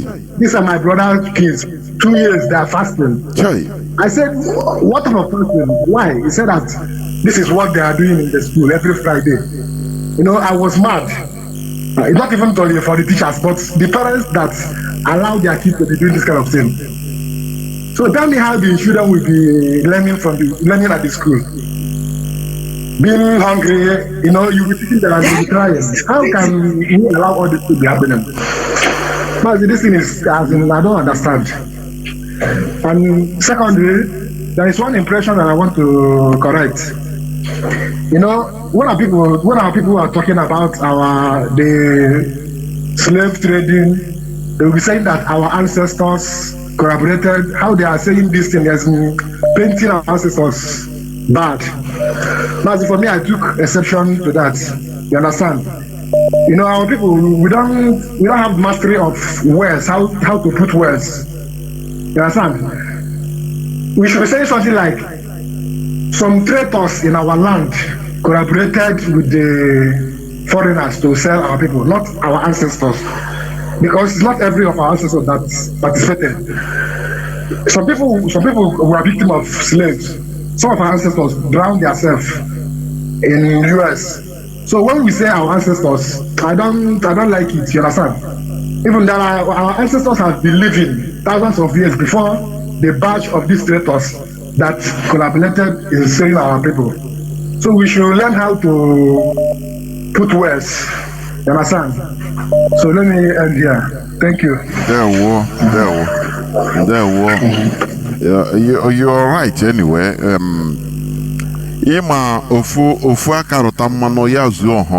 Just like what we are suffering today in our land. Sabotage. You know, our enemies, they love saboteurs. They use them. They give them power. Look at how they protect Hope Uzodimma, the vampire of Imo State. Look at how they empower him and the many others. They make them wealthy, make them powerful. If it is military, they give them military. In order to kill their people, his own people, for them. They don't understand the damage they are doing tomorrow. So, when we talk about people collaborating, it's not everybody, of course. After all, that time there must be people that we are fighting, trying to internally fight against this menace of saboteurs, as we have today. But you know, when outsiders, you see some outsiders, when they talk about Biafra, when they hear about what is happening to us as Biafrans, they say, look, but it is your own people that are killing you. Say, yes, you have governors and they are doing this to you. But how many people are governors? Do you see that? But they will not understand it like that. They will see it as, oh, it's you people killing yourselves. Do you see the problem we are having? Because of this, just few people, few bad eggs. Now they make everybody seem bad. That is what we are doing. I'm going to switch off the phone, please. I'm no more taking any call, please. Wada, before we close, please make your parting shot before we go. Wada. Okay, Mazi. I will say I'm going to part with these sayings. I'm trying to forget them. So, what I wanted to bring in are two things. Number one, there's a particular tendency we have as a people. You know, just my brother that spoke, I know. When we make these assertions or statements, is when you're looking at it like either the majority of the people have the behavior or the activities or the actions, or their activities and actions are so overwhelming that it overshadows the activities of the other ones, because the other ones are either quiet, not protesting, or working against the effort of those few bad people. So that's where you can begin to generalize. We know it's not everybody, and we know that our ancestors put up some fights, but just like what is happening now, they use internal enemies to subdue them. Like you rightly said, some of them were taken into captivity because they refused to embrace that the religion we're talking about, you know. So, and they use the actions of their fellow people to do that. So what I'm trying to say is that peculiar behavior we have is this. We have this tendency, if we must be honest to ourselves, to not appreciate what we have or who we are, and but be quick to embrace what is new and foreign to us because of what they look like or the way they were being presented to us. So that means we have the tendency to believe lies or fallacies. Let me put it that way, fallacies. Because what we are trying to go back now, which is even the man that spoke extensively, We were the original worshippers of Chukwu. We worship the true God because we went directly to him. But it came a time we did not understand the value of what we had. And these people brought their thing, their own religion. Even though our own is more superior than their own. But because of this tendency, which I will call a flawed character, we jumped and lashed at it. Why am I making this concession? Is because even when you pay attention to our behaviors, the Yoruba man will go to school, learn English, but makes effort that he or she speaks and understands Yoruba language. It doesn't matter where they are. It doesn't matter what country, foreign land they are. The Hausa people, the same thing. We are the only ones that once we come in contact with English language or another foreign language, we are willing and quickly and interested and see it as a being ahead of every other, each and every one of us, to completely forget our own and embrace whatever that this language or culture is. It happened in the same this thing we are talking about, the same religion we are talking about. The Yorubas, what did they do with Christianity and Muslim Islamic religion? They married it together with their own traditional religion. That's what you call spiritual church. Spiritual church did not start from Biafra land. It started from Yoruba land. It's a mixture of the modern Christian religion and the traditional religion. That's what they're practicing. What happened to our own? We abandoned our own ancient religion or spiritualism and totally embraced this Christianity and carried it on top of our head and walking all about. Even because, even as we are in that contraction called Nigeria, the Yorubas are using us to make their money. All the GOs, for 70 to 80% of them are Yorubas or the mega ones, Westerners. the big ones that are making money. That the western part of that country, and some of the some of the northerners that are catching up the joke and coming in. But go and look the congregators. 80 to 90% are us. We are the ones. But go and look at the one that is held by an Igbo man or a Biafran. The only people that may come there will be only Biafrans. You will hardly see a Yoruba man going to a church where an Igbo man is the pastor. He will not stay there long unless you make him the assistant pastor, and then he will walk out to the throne, even here in America. That's how they rule. So that's why I say that we have this flawed character. It's a flawed character flaw, what we must correct. To know that even if what we have is not where we want it to be, we must work hard to find out what is wrong with that thing and tweak it to make it better. But cherish it. Because it's only when we begin to cherish that which is us or belong to, then somebody else can come and cherish it. You cannot expect people to put value to who you are when you don't even value yourself. It makes no sense. It can never happen. So that's what we're suffering. That is why even in Nigeria today, our so-called political elite have no power. They have no say. They have destroyed themselves because they were busy embracing everybody and then selling themselves out because of peanuts. So now the chicken have come home to roost. They can't say anything. They have no political power. They have no kind of power in that place. Because of what? They did not value the so-called intellectual or intelligence they have. They were known to be one of the smartest in that contraction. The Yorubas and the Igbos were the smart ones, the intelligent ones, the intellectual ones. The Yorubas used their own very well. What did we do? Because we didn't even value who we are. What did we do? We sold it out. You rather go and bow down to a Fulani man and collect chicken change and be under him and then be teaching him how to run the business. In this case, it's not business, governmental parastatals. And Igbo man is willing to do that. But the Yoruba man will tell you no. If he has to go and apply juju, he will apply juju, he will tell you no. But the Igbo man will even be the one telling the Malam, the Fulani, don't worry, let me be under you. I will show you how to run the ministry. For peanuts. So it's a character flaw. So the final thing we must work on. So the final thing I will say is this. There's a brother that asked a question that he asked his pastor. Everybody's talking about their God. Which one of God is the true God?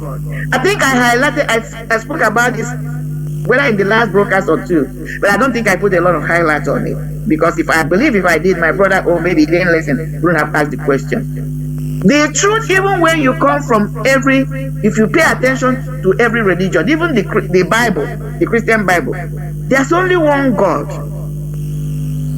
universal God. It doesn't matter the name, people may give it from their, based on their dialect. But there are many lords, Lord. There are many of them. Because even the Christian Bible, if you pay attention, in Genesis chapter 1, all you'll be hearing, and God did this. When I finish, those Christians can go and read it and see what I'm saying. They will tell you, in the beginning this happened and God did this. God did this. I call him the Godhead. God did that. Then when you step into chapter 2, you will never hear about God again. Because chapter 1 will tell you, and after that God rested. God, G-O-D, capital. When you step into verse 2, all you'll be hearing is the Lord God. The Lord, the Lord, the Lord God. The angel of the Lord. That's what you'll be hearing. If they are not the same persona as God. Even the person that should put the quality in their own Christendom as the Lord, that's Jesus Christ. He told them, I am not God.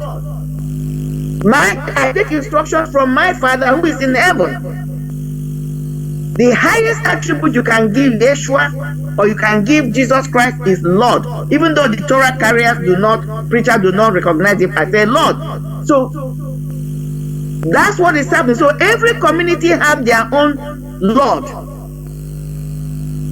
It's different, but there's only one God. So what made our own way of worship, what our ancestors did so unique and powerful, was they went directly to Godhead. Directly to Godhead. If they had those gods, the lords, I mean to say the lords, they have the lords, call them a Hajioku, call them whatever. These are lords and deity. But our people we are so much in tune with spiritual matters, spiritual things, that they knew that these entities were messengers of God. So they went directly to Ancient of Days himself, Chukwu Okike Abiama. And then they received, because Chukwu is spirit, they received their informations and through these laws, because they are the medium, because they are spirit. That was the essence of what they practiced. That was the essence. So the Torah carriers, the Torah preachers are another set of people that did that. They dealt with God according to them. But when you step in chapter 2, like according to the Bible, Genesis, they began to deal with the Lord himself, not the God Almighty. But I'm going to leave it here and I'm going to end here. Thank you all for listening. Thank you everybody for paying attention. And thank you for receiving us the way we are, especially me. I am still a child. I'm still bearing on my stomach. I appreciate the man that spoke. By his grace, we get in contact with him, because he, like he said, he has a wealth amount of knowledge, and we won't want to lose that, because what he has, which is what made our civilization or what we're talking about like now, is not being recognized. Even though they tried to put them down, but those who felt they knew better than them came in and destroyed what they had. So we must begin to catalog every information we can gather, because this life is organic, it's not guaranteed. I'm not saying my brother is going to die today or tomorrow, but the earlier we begin to catalog these things, the better for us, so that the future generation can continue to go through them and then research and improve and bring in more and make them to ask more questions and researches. Here I'm going to end today. Thank you all for listening, and God bless. There were. Biafrans and lovers of freedom, we have come to the end of this program. But what I want to say is this: like, when we talk about our value, our value is live and let live. We don't impose our cultures or traditions to others, no, and we should not expect others to do the same to us. We didn't understand, I hope we didn't fully understand the dynamics of this world, that there are conquests. I mean, our ancient ancestors, that they believe that others, everybody reasons or is like them, open-hearted, because they wouldn't go any place and impose their way of life to them. No, our culture is we maintain ourselves, our way of life, and we respect others' way of life also. That is the way, and that mindset deceived us. We didn't know that there are people that are going around in the world trying to impose their way of seeing things to others. When we talk about God, for me, leave everybody in any part of the world worship. Let them worship and see things as they want. What we are trying to fight, or what we should be ameliorating or fighting, is evil. As long as those people are not using their way of worship maybe to kill or to harm others, it is okay. It is not our job to standardize why should you be worshiping this God. Do you know God? Okay, tell me which color is God. Forget about what these colonialists, what they are painting. God is white. Now Satan is black. After all, we didn't know Satan. It's them that brought Satan. So if every part of the world they keep their way of life, see their God, anything they call, even if there is another thing, as long as they are not using it to harm others, there is no problem about it, because we are in this world together. Do you understand? So when people use religion to standardize, use their religion in order to stagnate or standardize or put us in a cage, that is where we say no. And we have the right to do that, because we have our way of life. If you are not comfortable with this, no, go and examine yourself. I'm telling you. If you are not comfortable with us going back to who we are, not to think like, reason like a Christian, or reason like a Muslim, but reason like a human being we should be. Because as our veteran that called said, and rightly so, faith starts where knowledge stops. Where there is no knowledge again, you go by faith. You understand? Faith is another word for ignorance.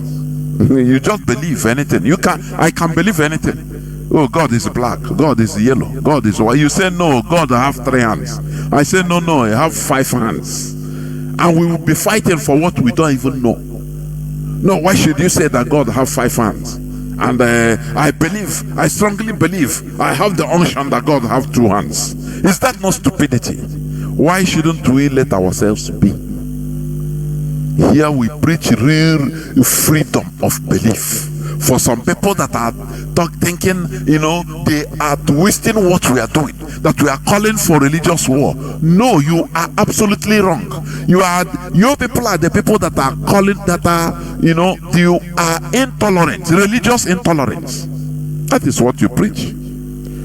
Because when you be in the altar in your church preaching, castigating our denala, our menala, calling it evil, these people that carry you go carry mborogu, and the people will be shouting. Don't you think that there are people that are what you are saying? There are people that are taking offense on it. Don't you think so? But you don't have that feeling because you believe that, oh, you stand on a true God, so you have the right to, downgrade others. You have the right to talk down on others, and you feel fine. But when we come to bring some facts about you, about your own belief, now you start picking offense. You see people asking, nah, leave this, let us go Biafra restoration, leave this religion. We are not going to leave it. Because it's causing us harm, more harm, destroying our mentality. Honestly, I said before and I continue saying it, we can never develop exclusively on these foreign things we don't even understand. It's impossible. We have to go back to uphold our values, to our roots, and now sprout out without getting roots. It's just like building something on nothing. That is it.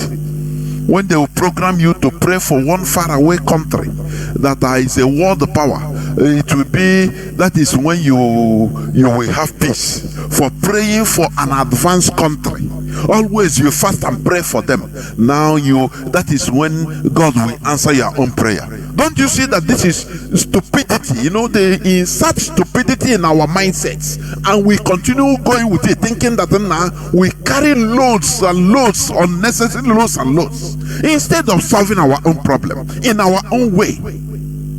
Don't you see that it is stupidity? They put us in a cage, and they want us to continue rigmaroling there, going from pillar to post, and we think that we are walking around. We think that we are traveling all over the world. We don't know that we're in a cage, going round and around without seeing nothing. Well, that is what we are trying to diminish. We are trying to scatter all these cobwebs, filthy cobwebs that are pulling us down in our brain mentally. That is it. We have to uphold our values, and that is the right thing to do.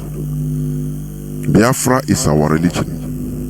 I say, if you have any other religion other than this Biafra restoration, you are not worthy.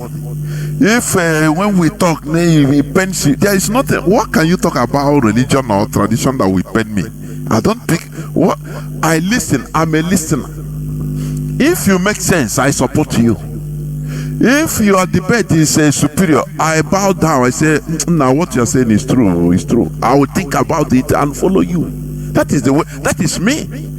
I'm not rigid.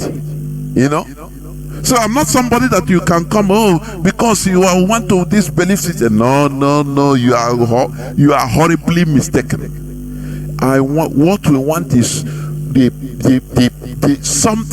way, that way, the pure way, our own natural way, that will make us come out shining as the rising sun we are supposed to be, instead of being caged, limited because of one belief system.